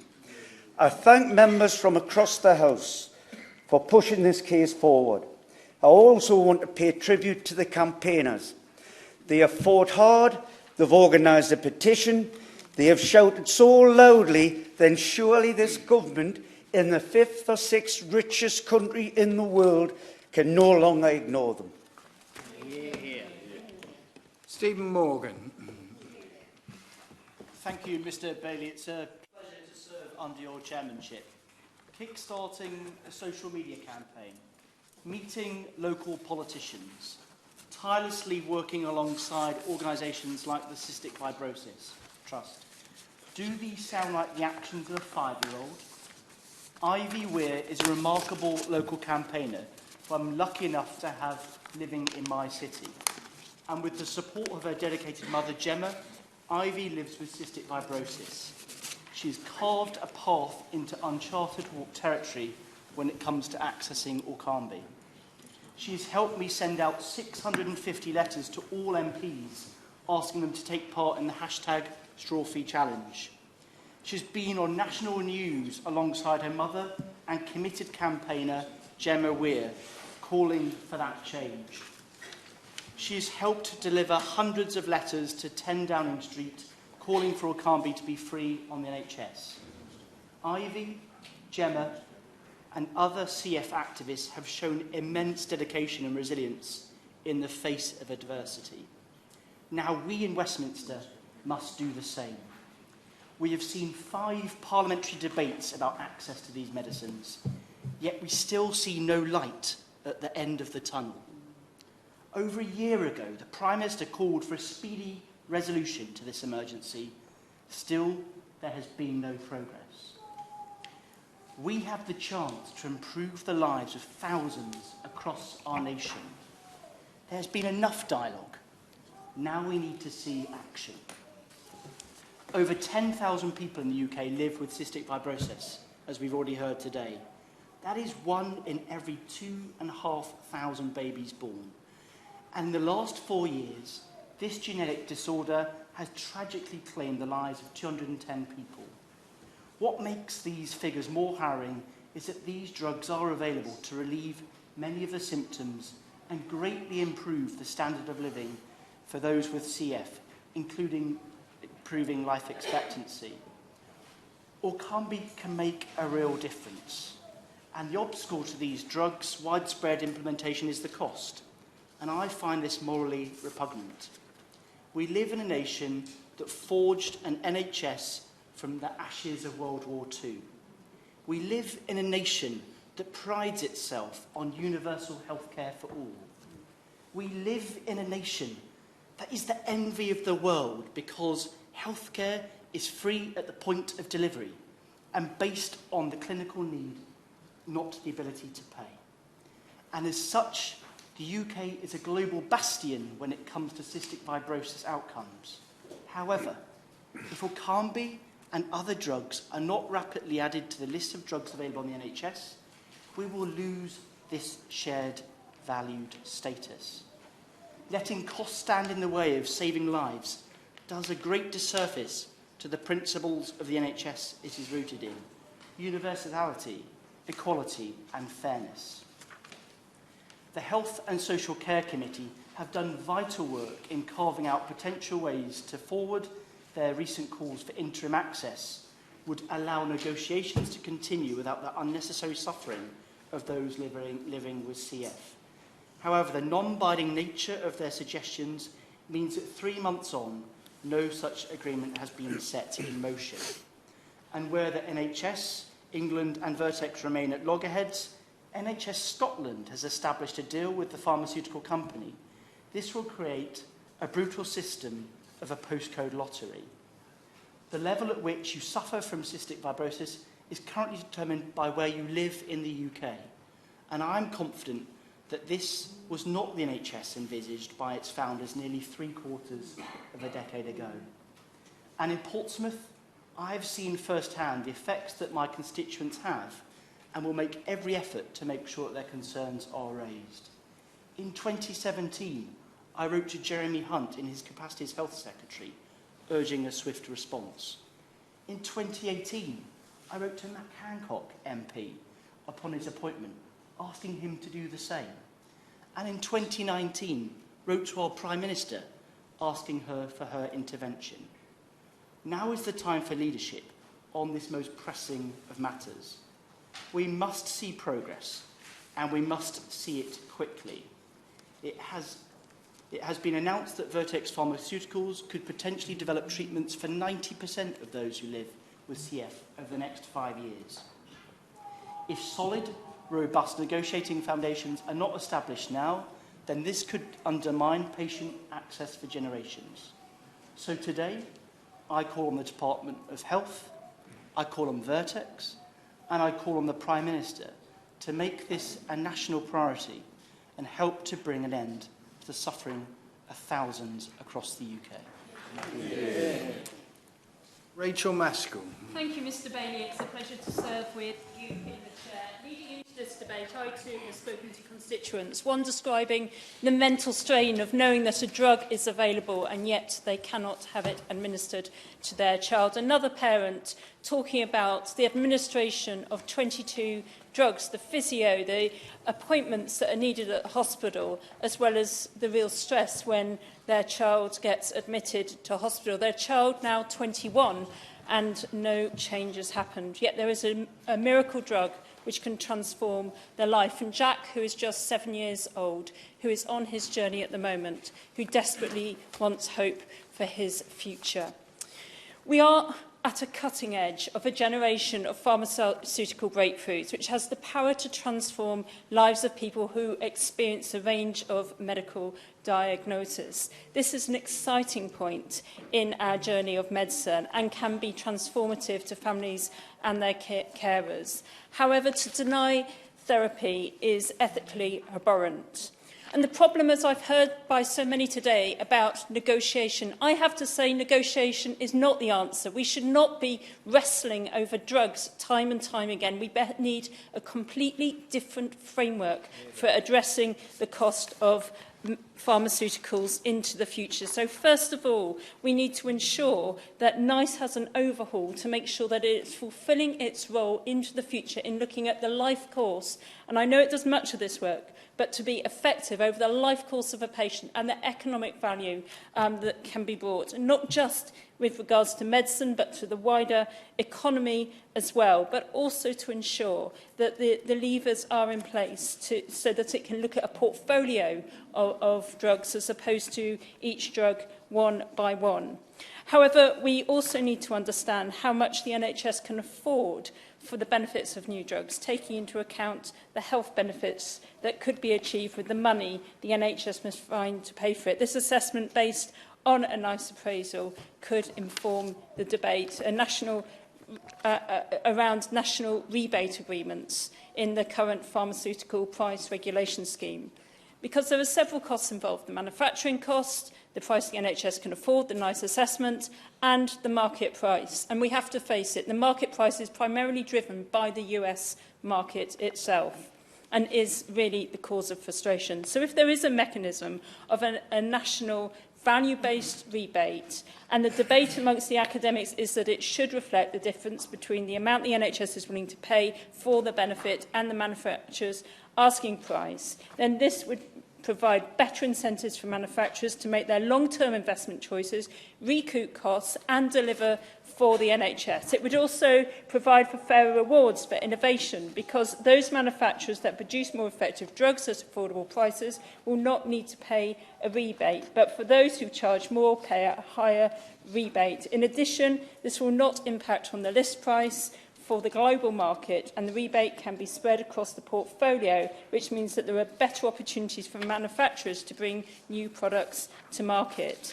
This then takes the politics out of NICE, it takes the politics out of NHSE, and indeed Canada are currently developing something along the lines of this to ensure that drugs reach the place that they need to. This can be further incentivised. Should a manufacturer not comply, even when its production costs could mean it could still supply without making a loss, then it could lose its patent. This would provide leverage that is needed too. However, we do need to hold these discussions not just across the sector, but also with the EMA, because the more countries on board, the more impact it could have. People would have seen the reports too about this generic drug, which has come from Argentina, and we've heard about it in today's debate.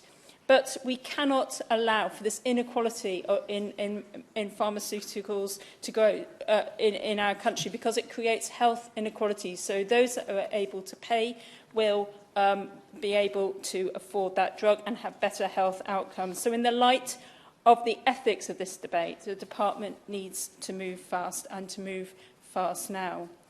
And also, we do need to be alert about the trade deals with the US, because this is a significant part of the debate. The US will clearly want to drop a carrot of big pharma in front of ministers. This is a serious trap. So when the President inserted into his speech that we must about the NHS and that being on the table for trade negotiations. We must be alert about the real agenda, because it is through Big Pharma that he will get access to the NHS. And as we've already heard, the size of the NHS drugs budget, that is a way of controlling it. So we need to be on top of that. And instead of having negotiation drug by drug, we need the framework so that it's automatically got the leverage that is required in order to procure the medicines into the future, which will make such a difference and remove the uncertainty over different pharmaceuticals as we move through this exciting development that we're seeing as we move forward. So let's take the politics out of the process. Let's enable NHS England to do its job, NICE to do its job, even under a new contract. And therefore, I'm now asking the Minister to do her job and put a new framework in place. Thank you. Laura Smith. Thank you, Mr Hanson, and it's a pleasure to serve under your chairmanship in this hugely important debate. I would just want to say thank you to all of the constituents who signed the petition and to those in the gallery with us today. I'm not surprised, Mr Hanson, that my constituency featured so high up on the list of respondents. You see, my constituent, El Morris, became the face of a poster campaign this year, pleading for life-changing drugs to be available to UK sufferers of cystic fibrosis. El, who was from Nantwich in my constituency, and someone that I was very lucky and privileged to know and have visitors here in Parliament, sadly passed away in her parents' arms at Great Ormond Street Hospital on January the 3rd, 2018. Elle had undergone a successful double lung transplant in July 2017, but complications set in when microbacteria, which originally infected her lungs, got into her bones. And despite treatment, which included the removal of part of her sternum and rib cage, Elle sadly passed away. Now, Elle's image is being used in a campaign pleading for others to get access to potential life-prolonging treatment drug, Orkambi. Elle's face has been displayed on 4 of the country's largest digital screens in Birmingham, the South East, South London and Manchester, promoting #OrkambiNow. And it goes without saying that we in Crewe and Nantwich are so exceptionally proud of everything that Elle achieved in her short life and all she continues to achieve. Her campaign group, Elle's Wishes, documented her brave journey, including her support that there be opt-out organ donation alongside the successful campaign ran by the Daily Mirror. Now, I spoke with Elle's mother, Becky, a friend of mine, ahead of this debate, and I asked Becky if there was anything specifically that she would like me to mention to the Minister. And Becky, who is an amazing credit to her daughter by continuing to tirelessly campaign for CF sufferers, said to me, Orkambi becoming available is so important to Elle's memory, and it would prevent future heartbreak and suffering to other CF patients and their families. It's that step closer to maintaining health and preventing more damage to a sufferer until a cure can be found. Organ donation is the only option currently, and the cost is huge. And as we found, not always successful, as it suppressed the immune system, which is vital for CF sufferers to keep strong and built up. If it was your child, would you do anything possible to keep them alive and as healthy as can be? Is there really a cost between a child and their health and their life? Elle was a true CF warrior and fought so hard. She appreciated life so much, the simple things like the countryside, school, spending time with her friends. She loved her home and her cups of tea, and she could have potentially still been enjoying those things and looking forward to her 14th birthday in January 2020. But instead, she didn't reach her 12th birthday. Please, please, as a bereaved mother missing her beautiful daughter every day, consider doing everything that you can to help those that still have hope. Why should they suffer? Yours faithfully, Becky Whitfield. I have many other constituents, as indeed we all have, who are fighting against CF or supporting families who are suffering, and it is frankly not good enough that Orkambi, which we all know can help so much to save lives, is not currently available on the NHS unless compassionate grounds are given. We have debated this before, and we know that cystic fibrosis affects about 10,400 children and adults in the UK today. We know Orkambi will change cystic fibrosis care for the better. We know that Orkambi works for 8 in 20 people. About 50% of individuals with cystic fibrosis in the UK have the genetic mutation that Orkambi can tackle. So the approval of Orkambi for use on the NHS could benefit around 5,200 people living with cystic fibrosis. Orkambi has been shown to slow the decline in lung function by 42% and cut the number of infections requiring hospitalisation by 61%. It gives patients not only more control over their lives, but a greater quality of life. Orkambi is available for patients in other countries, including Austria, Denmark, France, Germany, Luxembourg, the Netherlands, Italy, Greece and the United States. And I would agree with the Health and Social Care Select Committee about how hugely disappointing it is that NHS England and Vertex are yet to come to an agreement. And I ask the Minister to explain in her response exactly her understanding of where this is up to. The SMC has managed to agree a figure and we must do the same. I would also state how disgusting it is that whilst children like my constituent die from their condition, it is reported that pharmaceutical giant like Vertex can charge the NHS an affordable price for a life-changing drug and see huge increases in its revenue. Vertex reported its net income in the last quarter more than doubled from $158 million to $337 million. And it said that that jump in profits was largely driven by the strong growth in total CF product revenues. It is frankly disgraceful that we live in a world so driven by profit-making and the market that these kind of companies can hold lives to ransom like this. And I also challenge Vertex to waive confidentiality in order to evidence its claims to have made the best offer in the world to the NHS. The NHS has made its proposals public, and this big pharmaceutical firm must do the same if it is to have any chance of having the public's confidence that it is behaving in an ethical way.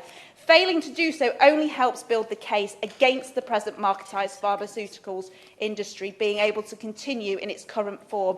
And perhaps it is time for government to reconsider its role in the sector and to intervene, perhaps with legislation or by other means, to prevent this kind of situation where profit margins become the primary concern and not the lives of children like Elle and others in my constituency who suffer from CF. Carl Turner. Thank you very much indeed, Mr Hanson. It's a pleasure to see you in the chair. I'm very grateful to be called to speak in this incredibly important debate on behalf of my young constituent, Oliver Ward, who is 7 years of age. I raised this issue in Prime Minister's questions last week, and I intend, if I get the opportunity, to raise it again with the Prime Minister before she leaves number 10 Downing Street. I want to pay tribute to Oliver and Oliver's mum, Emma Gady, who has campaigned tirelessly on this issue of CF, and particularly raising the issue of this battle with Vertex for Orkambi. Emma describes their little boy as her hero, and she describes to me about his daily routine, taking up to 23 pills a day, having incredibly rigorous physio in order to just be as normal as possible as he can during the day. But for me, Mr Hanson, this is a perfect example of predatory capitalism. This Vertex, this company, is a business with 45 billion turnover. A chief executive who rakes in something of the order of £15 million a year. He has, I think I'm right in saying, £100 million in share sales to his name. Yet he's holding the NHS to ransom. And people are literally dying whilst this business behave in this intolerable way, in my view.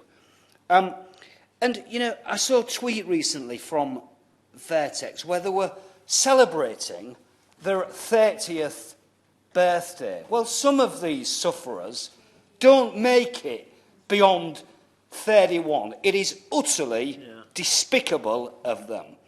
And, you know, I try to be non-partisan and non-party political in this, but it really is about time the Secretary of State got into a room with Vertex and with NHS England and with NICE and sorted this out. The Prime Minister said, I think on the 16th of May last year, that she expected a speedy resolution to this. Well, frankly, the Secretary of State, the Right Honourable Member for West Suffolk, should spend more time sorting this incredibly important issue out than travelling around the country trying to ingratiate himself with Tory party members in order to get himself into 10 Downing Street. It's appalling. It's not going away. Members in this House on both sides are not going to let it go away. And the Minister really must take action following this debate. Lewis. Thank you, Mr Hanson. It's a pleasure to serve under your chair. Let me add my thanks to the member for Sutton and Cheam for securing this debate, and also say that I wanted to focus on two key things. One is to ask the Minister a series of questions on potential remedies for this, but also to use my time today to speak about Rachel and Ethan, a mother and child in my constituency, are forced to live with the realities of cystic fibrosis every day and the adverse impact that the company Vertex is having on their lives by its actions. Ethan is 11 years old. He has a big smile, loves pizza and trampolining and spending time with his friends. But sadly, this is where the similarity with other 11-year-olds ends, as every day both he and his mum Rachel's lives are dominated by the strain caused by dealing with cystic fibrosis. To put this in context, in the last 4 weeks alone, because his lung function has declined to just 54%, Ethan has coped with 2 separate full-day hospital admissions, 14 days of intravenous antibiotics administered by his mum twice a day at home, each taking 45 minutes, 2 sessions with a psychologist to help him overcome needle phobia brought about by years of blood tests, and all this on top of his regular daily cocktail of medication and a minimum of 22 minutes physio sessions every day.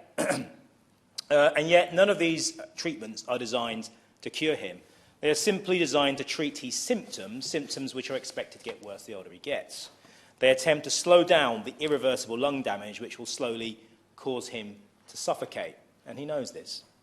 In 2017, half of all people who died with cystic fibrosis were under the age of 31, as has already been stated, a statistic that Rachel, his mum, is only too aware as she spends the majority of her time caring for her son.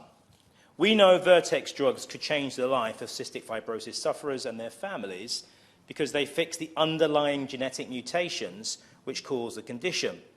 But as we've heard today, Vertex are more interested in 45% investor returns than they are 20% investor returns, and that seems to be their priority. Now, while the chronic underfunding of the NHS is a contributing factor in this story, it is by no means the only reason a deal has not been reached. The unforgivable actions of Vertex Pharmaceuticals, who admittedly do such important work in the research and development relating to the treatment of cystic fibrosis, means they continue to put the lives of patients at risk as they seek to extract the highest possible price from our NHS. When Alexander Fleming created penicillin, he had it publicly patented so that it was accessible for all, and it became a revolution in modern medicine. Shouldn't we be legislating pharmaceutical companies to do something similar and put patients, not profits, at the centre of their development? So some of the questions that I have for the Minister is, how do we approach this issue systematically so we're not here time and time again, as we've already heard? The reality is we have a socialised, or dare I say it, a socialist healthcare system which treats people's health on a collective basis based not on people's ability to pay, but on their need. That is quite revolutionary. Now, as yet, it it operates in an international pharmaceutical industry based on rapacious profiteering. So how do we square this circle? And I would suggest that the answer lies at the European level, not the US level, because ultimately, with the EU being one of the biggest healthcare markets in the world. That gives the European Union, it's one of the reasons I want to stay in it, immense clout in being able to impose its will on international pharmaceutical companies. I guess the other question is a kind of philosophical one. What is a fair price for years of investment and research? Who determines what is a fair price? Are collective democracies that enable these companies to exist, or a handful of corporate executives whose primary motivation is to maximise profit? Who determines that price? And at the moment, I don't think that balance is correct. And finally, has the Minister considered the use of compulsory licensing, allowing a UK company or another company to make cheap generic copies? This is allowed under the WTO rules. The definition of emergency is up to the host country, the country that needs to use this, and it's something from initial research is something that could be used and has been used before. I know it's not something that you would want to do initially, but ultimately, is it something that you would consider if Vertex refuse to move? Finally, I'll leave you with a quote from Ethan, who's just had his 11th birthday on June the 5th, and he said, "I want to live a long life because then I get to see some things and do so many great things. So please fund the triple." Jim Shannon. Mr Hanson, first of all, can I congratulate the honourable gentleman for Sutton and team for setting the scene so well for us, and also to all the right honourable members who have made a fantastic contribution on a subject matter which we all have a deep interest. It's an issue I've spoken on many times in this chamber, and indeed out of this chamber as well. I've received emails from constituents with photos of their children begging me to do something to give these precious little ones a better quality of life. And if you need, Mr Hanson, to be reminded of the importance, as every one other honourable member has said, the importance for the children, then that's a reminder. Let us be clear that cystic fibrosis is not only tragically a life-limiting disease, but it's a disease that massively impacts the quality of life and the life experiences that the sufferers and their families have as well, because the families live the tragedy that the children have as well. Cystic fibrosis is one of the UK's most common life-threatening inherited diseases. It's caused by the defective gene. 1 person in 25 carries a faulty CF gene, usually without knowing it. That's over 2 million people in the UK, and if 2 carriers have a baby, the child has a 1 in 4 chance of having cystic fibrosis. Around 10,400 people in the UK have cystic fibrosis. That's 1 in every 2,500 babies born. Cystic fibrosis affects some 100,000 people in the world, and according to the most recent report from the UK Cystic Fibrosis Registry, based on people with CF who are recorded as alive in 2013-2017, half of the people born with cystic fibrosis in 2017 would live to at least 47, but in 2017, the 132 people with CF who died had a median age of 31.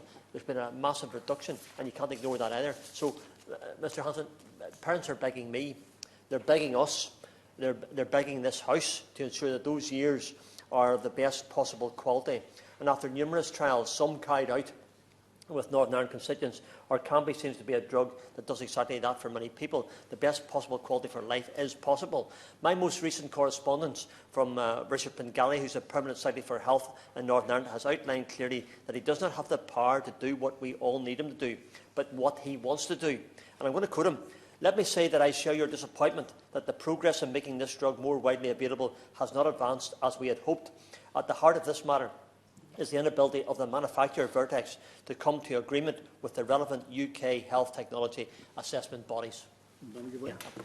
I thank the honourable member for giving way. Just on that issue, when you have the most senior civil servant in Northern Ireland, along with Health Service England, and virtually everyone else that has any dealings with this issue are saying, look, we need action, we're powerless to move, that throws the ball very firmly back into the government's court to resolve the matter with the company.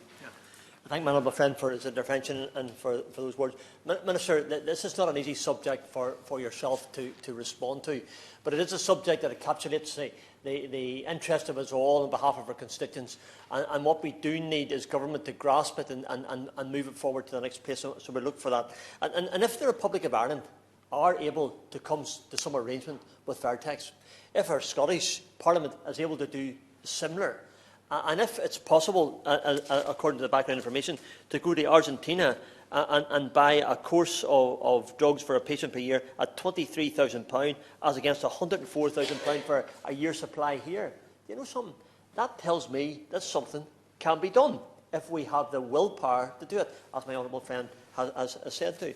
So whenever we look round at our UK neighbours and we look towards Scotland, and government has reached an agreement with Vertex, in the absence of this positive NICE determination, the Health and Social Care Board may take into account guidance produced by other appropriate HTA bodies based in other UK countries, such as the Scottish Medicines Consortium, when making decisions about access to new drugs. So, Minister, I make a comment about the Republic of Ireland, but I make a comment about Scotland as well, because Scotland, I think the process enables us to do that, to use what Scotland has done as an example for us elsewhere.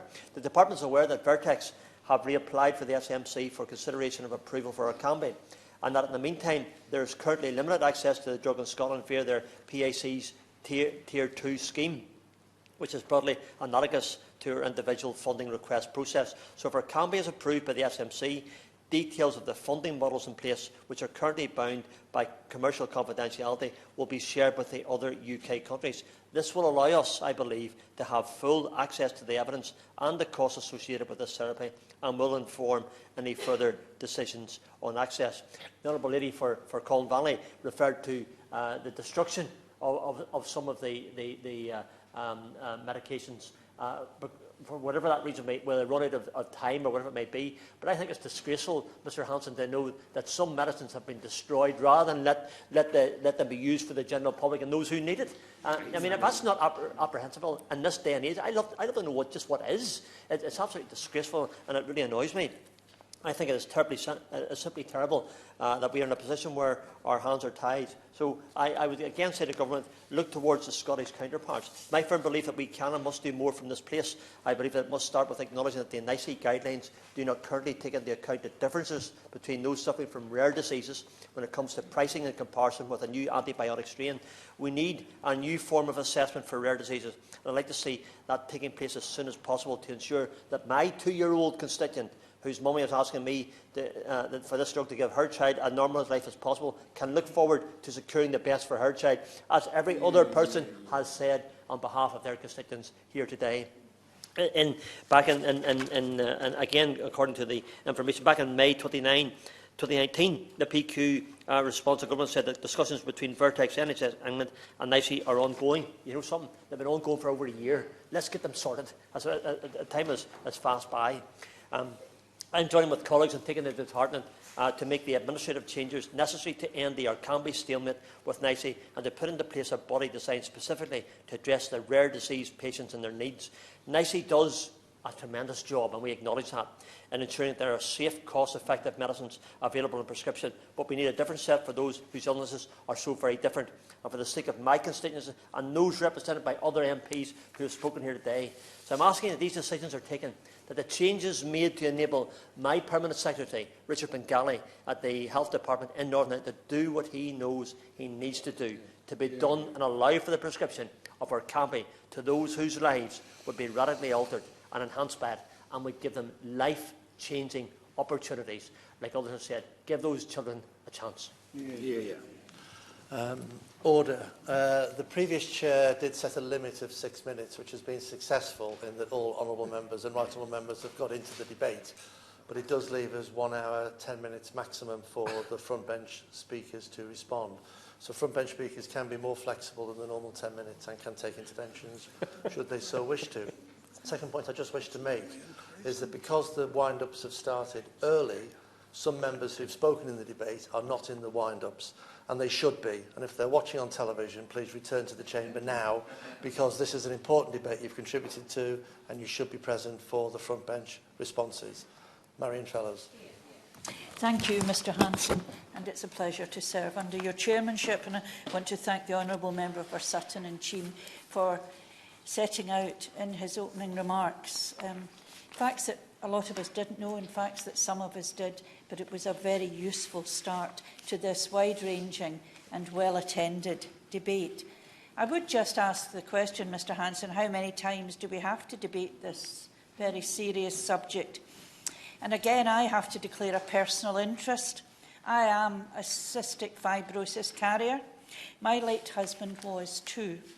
My children are carriers, and my granddaughter, Saoirse Grace, has cystic fibrosis mutations F508DEL and D1152H. Now, the last part doesn't mean a huge, I don't understand to any great degree what that actually means, but I do know that she is not the worst sufferer of cystic fibrosis.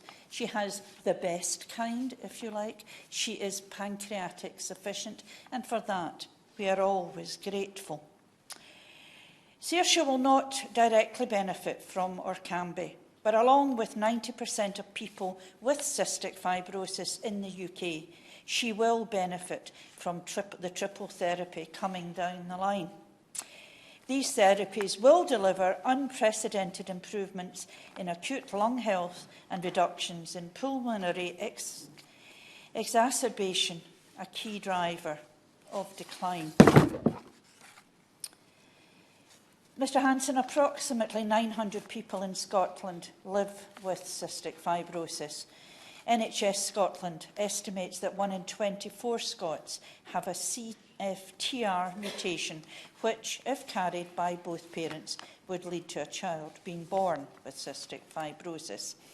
England has the highest prevalence of cystic fibrosis in the world at 1% of the world's population, with 12% of the world's CF population. There should be no postcode lottery for treatment. The UK Government should follow the Scottish Government's lead with respect to cystic fibrosis treatment. For people in England to receive Orkambi, NHS England would need to pay Vertex £500 million over 5 years and £1 billion over the next 10 years.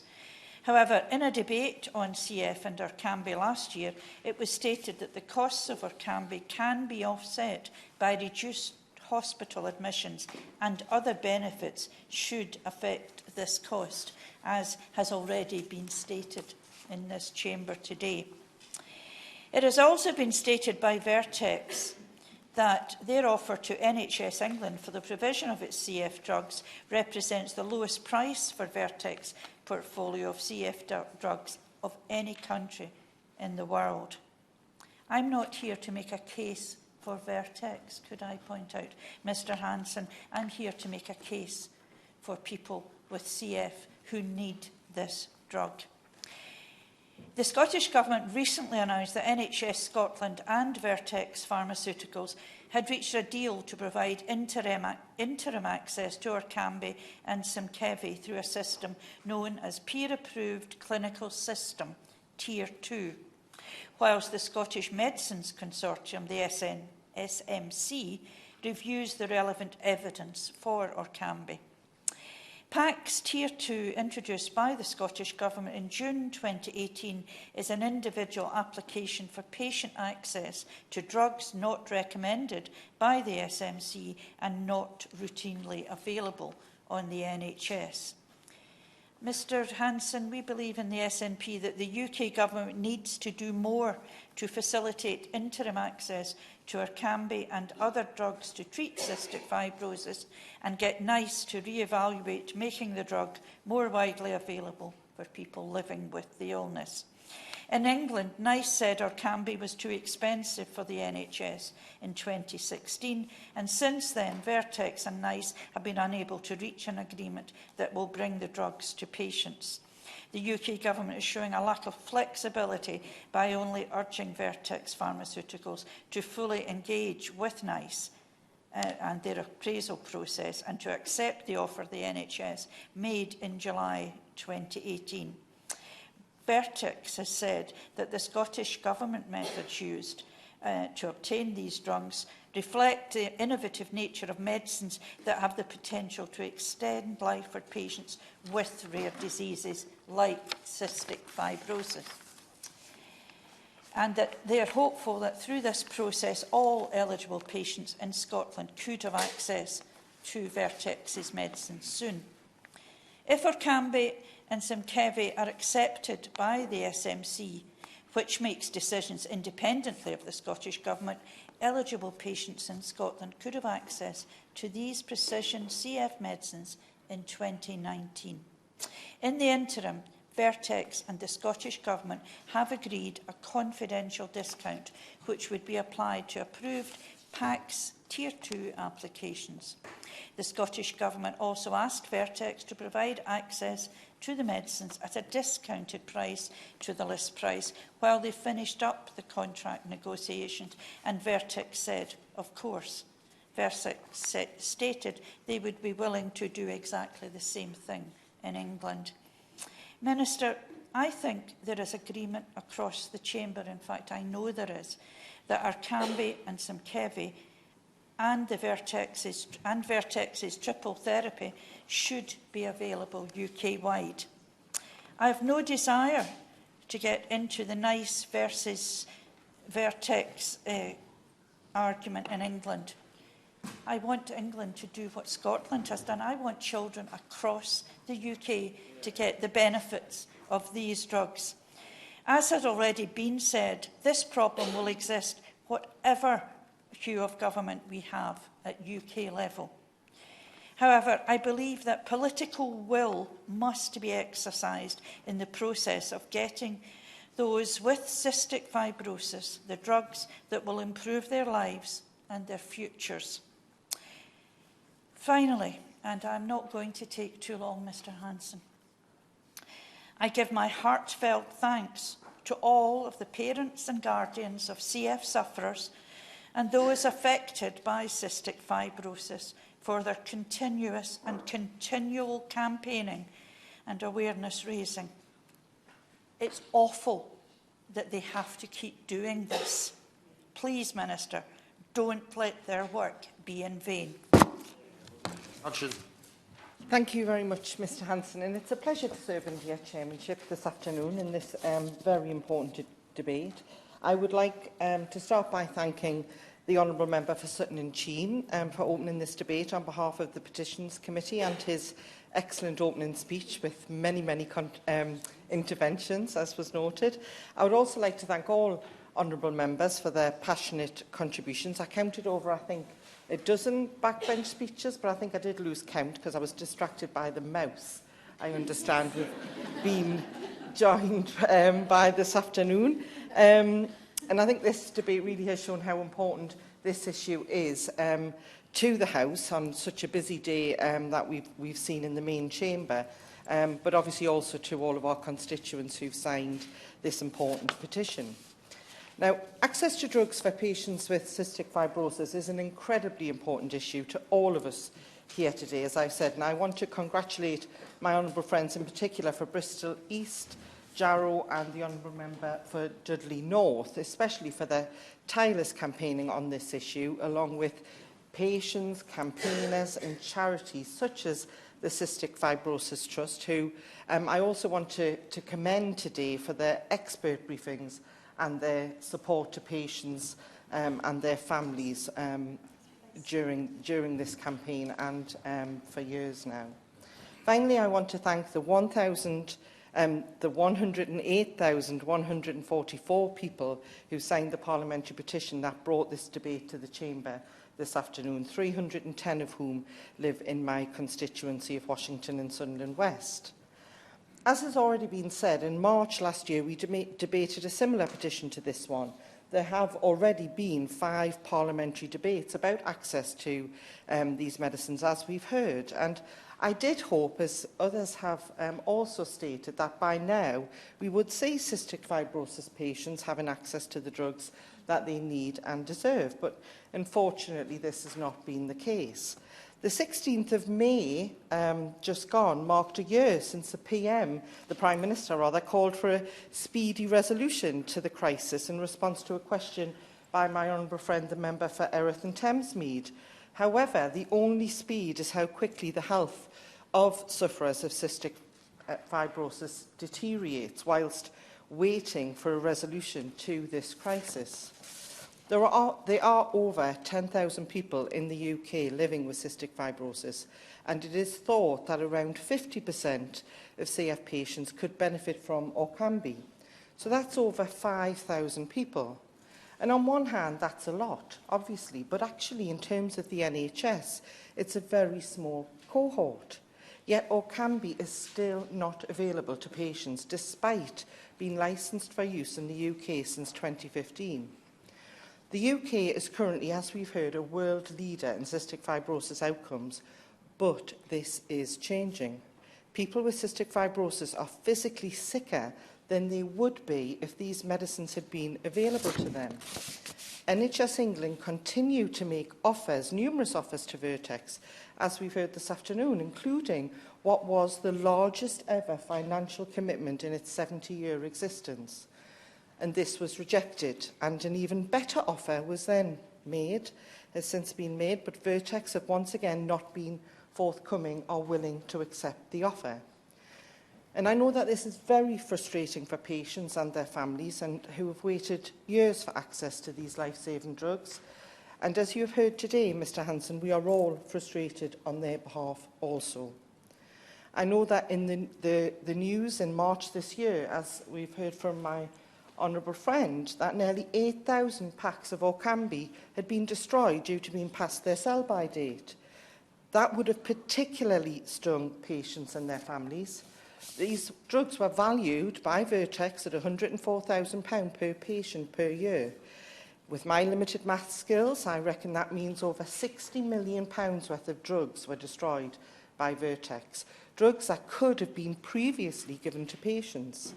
It's an outrage that Vertex would destroy so many packs of a life-saving drug whilst in a cost dispute with NHS England. So many patients could have benefited from those drugs. It was spiteful, in my opinion, Mr Hanson, of Vertex to watch them become out of date, meaning they would need then to be destroyed. And in the midst of this, Vertex reported a 40% rise in its revenues, with net income doubling in the previous quarter. And I'm sure I'm not alone in feeling shocked and actually angered by this. By refusing to play fair with NHS England, Vertex is holding lives to ransom and its patients and their families who are left suffering. That is why I'm not surprised by the feature on Newsnight last week of a cystic fibrosis buyers club being established by parents and their families to buy the generic drug Lacafeta, don't know if I'm saying that right, Lacafeta from Argentina. The stress and frustration that families faced because of Vertex means that they now feel they have no other option but to take matters into their own hands. I thank my honourable friend for giving way, and it's excellent to hear your response. It seems perverse to me that the interests of big pharmaceutical companies can hold such an enormous sway in this country, and such an enormous sway that cystic fibrosis sufferers can be left without their treatment, and that has the potential to prolong their life significantly. Yes, I do agree, and I'm hoping that when we hear from the Minister that perhaps she has some ideas about how, this can cease to be the case, that this drug company can be held to account and not be allowed to continue. And I hope that the Minister agrees with me that it should never have been allowed to get to this stage. Lacafeta has the same active ingredients as Orkambi, and the pharmaceutical company Gador are offering, the Argentinian company, are offering a price of £23,000 per patient per year, which drops to £18,000 if they can get a group together of over 500 patients to purchase Lacafeta as a collective. This is significantly lower than the £104,000 Vertex want for Orkambi. Of course, and I say want deliberately, it's not the cost, it's what they want.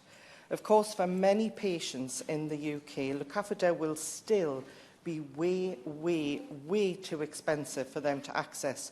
So this is not a feasible alternative at all in reality. That is why we need NHS England and Vertex to come to a conclusion that puts cystic fibrosis patients first and ensures that they have access to the life-saving drugs they need and deserve now. I'll give way. My honourable friend for giving way and for all her support on this issue. The issue with the Argentinian solution, as I'll call it for shorthand, is I entirely accept that it will still be out of many people's reach if we have a buyer's club where people have to pay privately. But the fact that they are offering this drug for so much less than Vertex is offering a similar product means that the NHS could, if it decided to trial the drug, and it could buy it for 4,000 patients that would benefit from Orkambi. And thus, nobody would have to pay for it privately. The NHS could fund it, but they would fund it at much less than Vertex are asking. So I will put to the Minister, why isn't that the solution? Yes, and I was going to come on to that point, but if a point's worth making once, it's worth making twice. So I will still also make the point to the Minister as well, so she's got plenty of time to think about it. But as we all agree, patients and their families should not be put in a position where they have to pay, and some are, thousands and thousands of pounds for their treatment. Family income should not determine who lives and who dies. That is why the NHS was founded, so all could have access to the same excellent treatment, regardless of means. It was true 70 years ago when the NHS was formed, and it's still true today. Our NHS, the honourable gentleman who opened the debate, made this point as well. Our NHS is there for all of us, and it should not be held to ransom by a pharmaceutical company. But neither should access be denied because of unfit processes and systems within the NHS. Over the years, as the Shadow Public Health Minister, I've met with many patient groups, including those with cystic fibrosis, who are missing out on life-changing medicines because their condition is not rare enough and is therefore not being deemed cost-effective by NICE.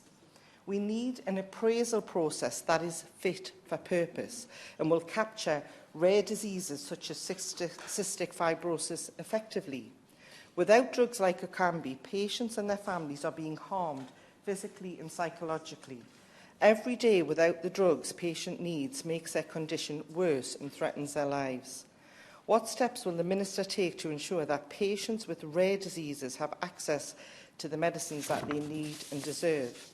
Because this isn't just about access to Orkambi, but access to other precision medications such as Symkevi and the next generation of cystic fibrosis drugs that could help patients who are suffering. Vertex recently announced their headline results for their fourth cystic fibrosis medicine, known as a triple combination therapy, which could radically transform the lives of 9 in 10 people living with cystic fibrosis in the UK, delivering unprecedented improvements in acute lung health. Now, this is amazing news, but patients fear that they will never be able to access this groundbreaking drug. This is why I urge Vertex to put patients first and consider the real-life impact this cost dispute is having on patients and their families. Vertex and NHS England must come to an agreement urgently, as patients have already waited far too long. If an arrangement cannot be made soon, will the Minister personally step in and pursue other alternatives, such as my honourable friend, the member for Bristol South East, mentioned, such as a Crown use licence or clinical trials? Cystic fibrosis patients need urgent access now to the drug that they've been denied for 3 years. It's time that all alternatives are considered by the government. Thank you. Simi Kennedy. Thank you, Mr Hanson, and it's always a particular pleasure to serve under your chairmanship. I want to begin by thanking my honourable friend, the member for Sutton and Cheam, for opening the debate on behalf of the Petitions Committee, pay tribute to the over 100,000 people who've signed the committee, and to thank all honourable and right honourable members who I'm sure will be rushing back to the chamber for the wind-ups.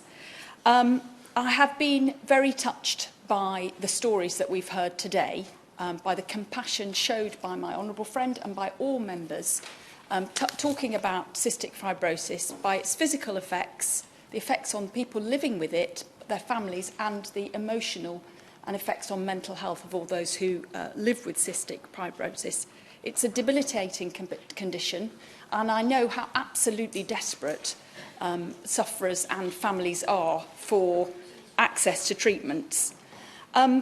I want to recognise the great work undertaken by the Cystic Fibrosis Trust for the strong voice that they bring and supporting families and bringing this to the attention of parliamentarians. I also want to pay tribute to my young constituent Lucy Baxter, who was on BBC Breakfast this morning, who lives with cystic fibrosis. She spoke to me very early when I became a Member of Parliament and is an absolute inspiration to me and to the whole cystic fibrosis community. Today's debate has been heartfelt, it's been passionate, and the stories that we've heard clearly make the case that Orkambi and other drugs for people with cystic fibrosis should be available on the NHS at a price that is fair and a price that is affordable.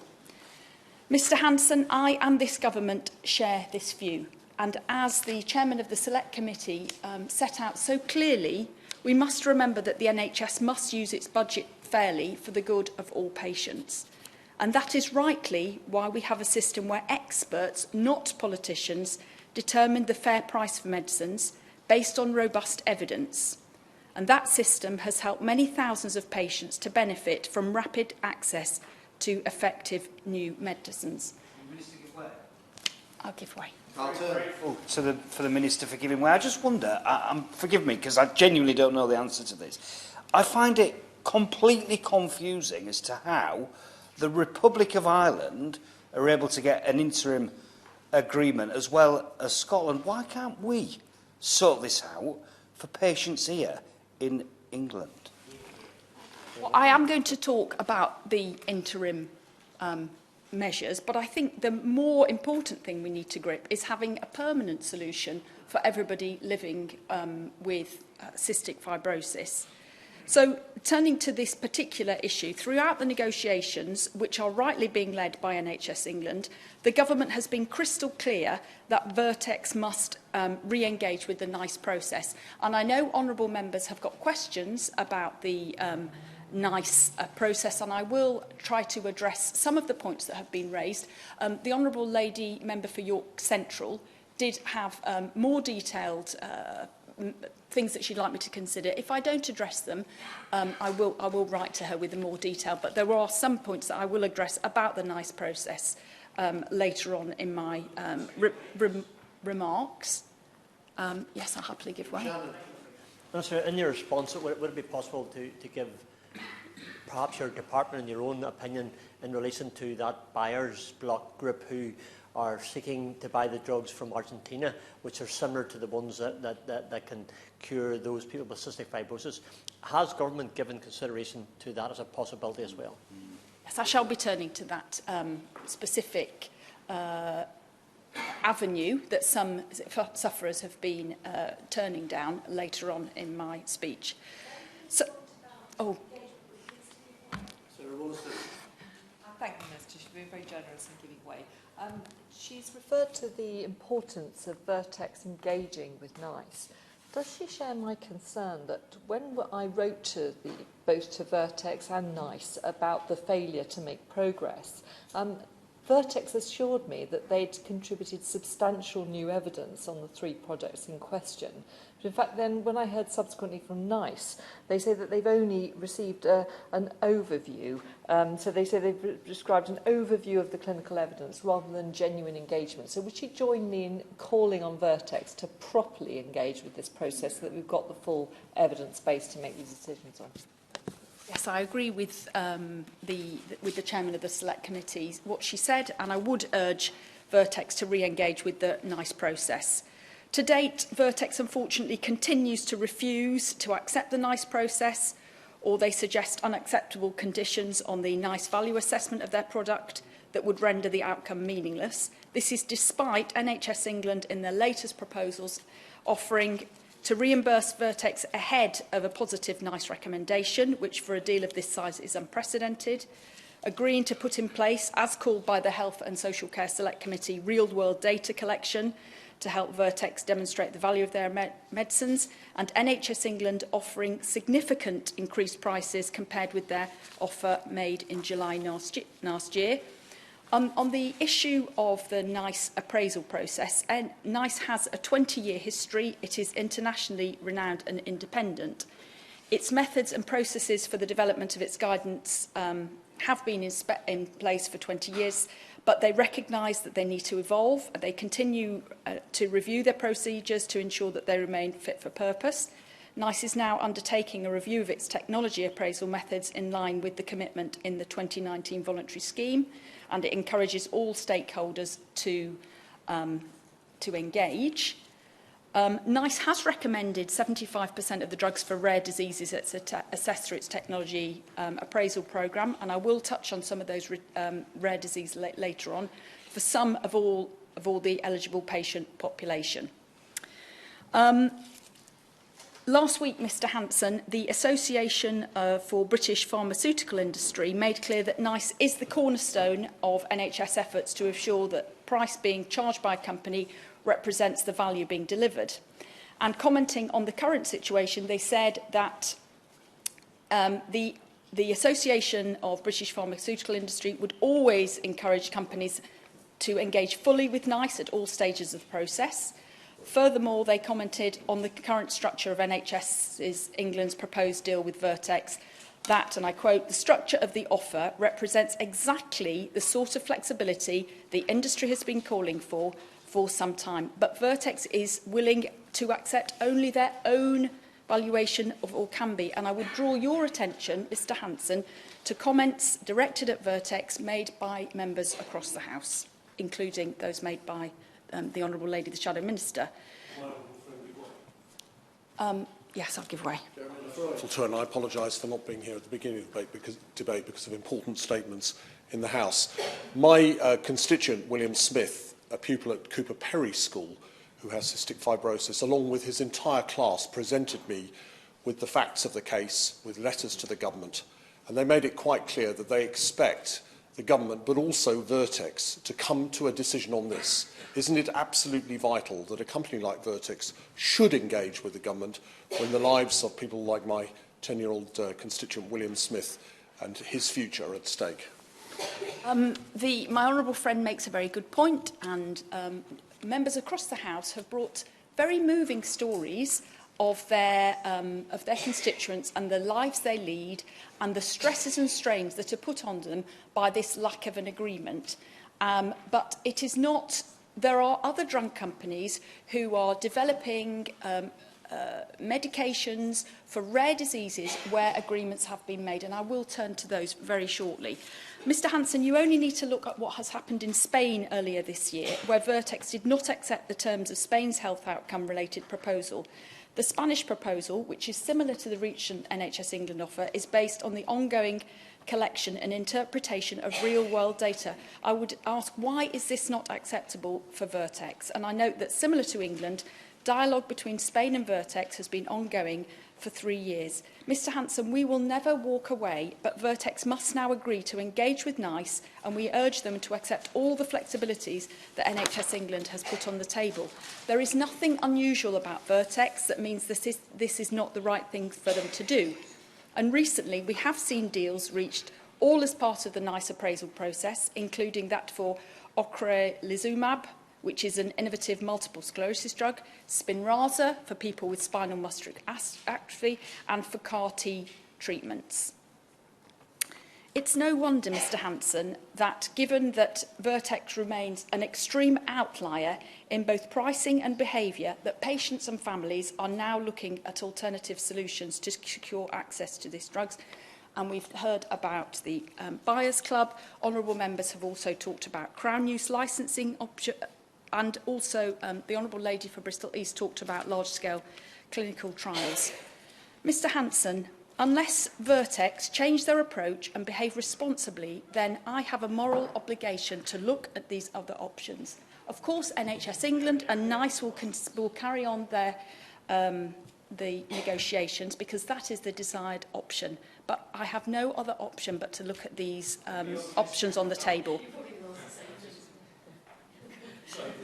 Sorry, I thank the Minister for giving way. I did raise the issue of compulsory licensing, which I know is something that the government has within its armoury.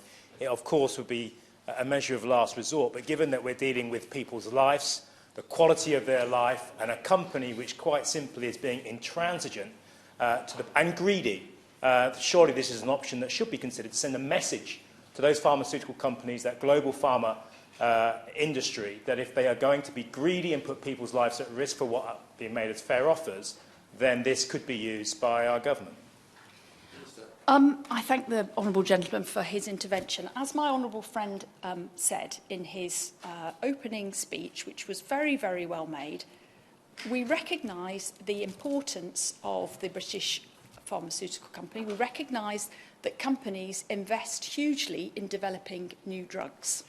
But as the other examples that I've given on rare diseases have shown, it is possible to go through the NICE appraisal process and reach an agreement with NHS England. And as one honourable member, I think who's no longer in place, has said, this is an offer for a long-term agreement. Vertex is an outlier, and I would like to put that on record. Yes, I hope I'll be able to remember her question. Right. Just because I just think I should clarify at this point on behalf of the campaigners who I've spoke to about the Crown Use Licence option, that isn't an immediate solution from their point of view, because I understand it would take a couple of years at least, whereas if an agreement can be reached, that would be an immediate outcome that they could. That's why the campaign's called Orkambi Now. It's about trying to get the drug now. So although that would be an option to look at, if nothing else can be found, it wouldn't actually give the families the drugs as quick as we would like them to get them. As always, the Shadow Minister makes an excellent point. Crown use licensing is not something that any government would consider lightly. It's very rarely used in health. I think it hasn't been used, and my officials will correct me, probably since the 1970s.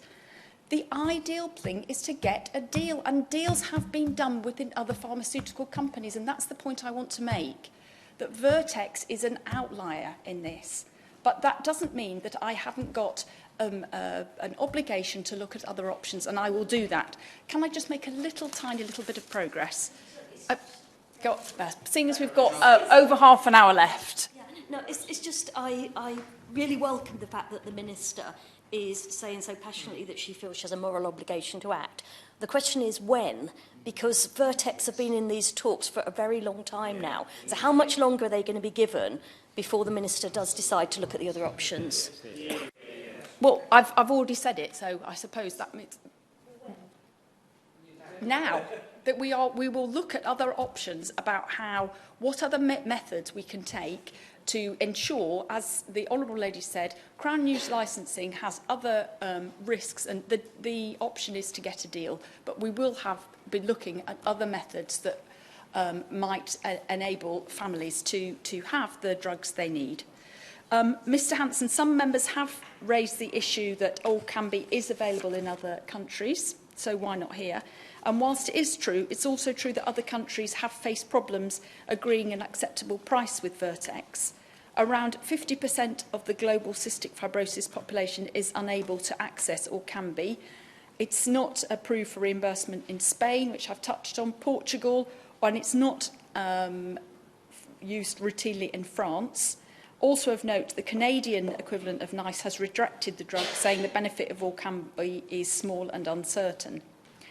We do not have sight of specific commercial agreements of where Orkambi is approved, and we don't have the same population needs, as we know, because of the specific population. The UK has a very high proportion of people with cystic fibrosis compared with other countries. So I'm not able to make comparisons with other countries. Cystic fibrosis affects around 10,500 people in the United Kingdom, and this is a far higher figure than other countries. It represents 12% of the global cystic fibrosis population. It is a very important market for Vertex. Mr Hanson, I want to thank all members who've spoken so passionately here today. I want to thank particularly the people who've joined us here in the gallery, pay tribute to them for all they do to support their family members, and to those people like Lucy Baxter who work so hard to raise awareness. I want to thank members of the Health and Social Care Select Committee who are carrying out a very thorough and transparent inquiry and who have helped shine a light on this issue.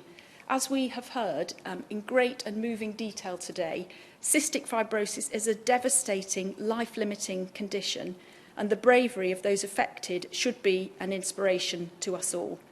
Drugs that improve sufferers' quality of life should be available where appropriate, and I urge Vertex to do everything it can to price their medicines fairly and in a way that reflects the health benefits to patients. NHS England and NICE will, of course, continue to their efforts to reach an agreement. Access to treatment for all patients is and always will be a priority for this government. My department has a moral obligation to look at other options now, and that is what we should do. Scully. Thank you, Mr. Hanson. And as you've joined us halfway, it's a pleasure to serve under your chairmanship. I'd just like to thank all of our colleagues from across the chamber for their contributions. I'd like to thank the Cystic Fibrosis Trust for pulling together such a fantastic, insightful meeting this morning, and all of those who participated, including the Minister's constituent, Lucy Baxter. She described, I think, cystic fibrosis phenomenally well. It captured it in one sentence when she said it's like breathing through a straw and then going running. It's that there's tiny lung capacity that it just really just does start to illustrate the issue that these people live through day to day. We've heard quite a lot about NICE, about possible changes for that portfolio drug system proposals. We've heard a lot about the need for Vertex to yield somewhat in the negotiations, being the outlier that the Minister outlined. I would caution colleagues when they're looking at the alternative options, whether it's Crown use, whether it's compulsory licensing, whether it's certainly the Buyers Club, that yes, we need to have those weapons in the armoury in terms of the negotiations, but there is always the unintended consequence of the fallout, the risk for future research in rare diseases of all sorts if you start to undermine a market that clearly does need to be looked at in terms of Big Pharma and how they can hold the NHS over a barrel, but we've just got to be careful about any unintended consequences as a result. I'd like to just thank as well Alistair Mackenzie, who's the head of Parliament's Community Outreach. He joined me this morning as part of the deliberations with the CF Trust because of his personal interest. His partner Becky died of cystic fibrosis just a few years ago, so his insight and sharing Becky's experience was really invaluable in my contributions this morning.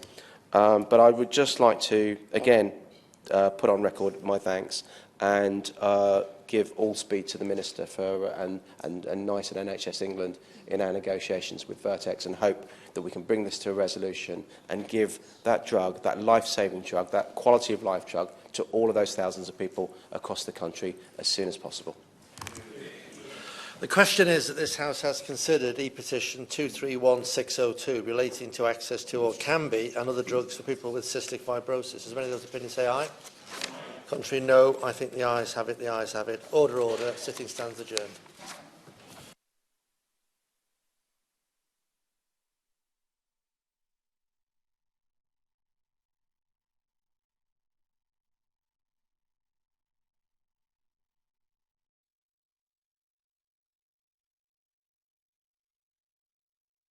The proceeding has ended.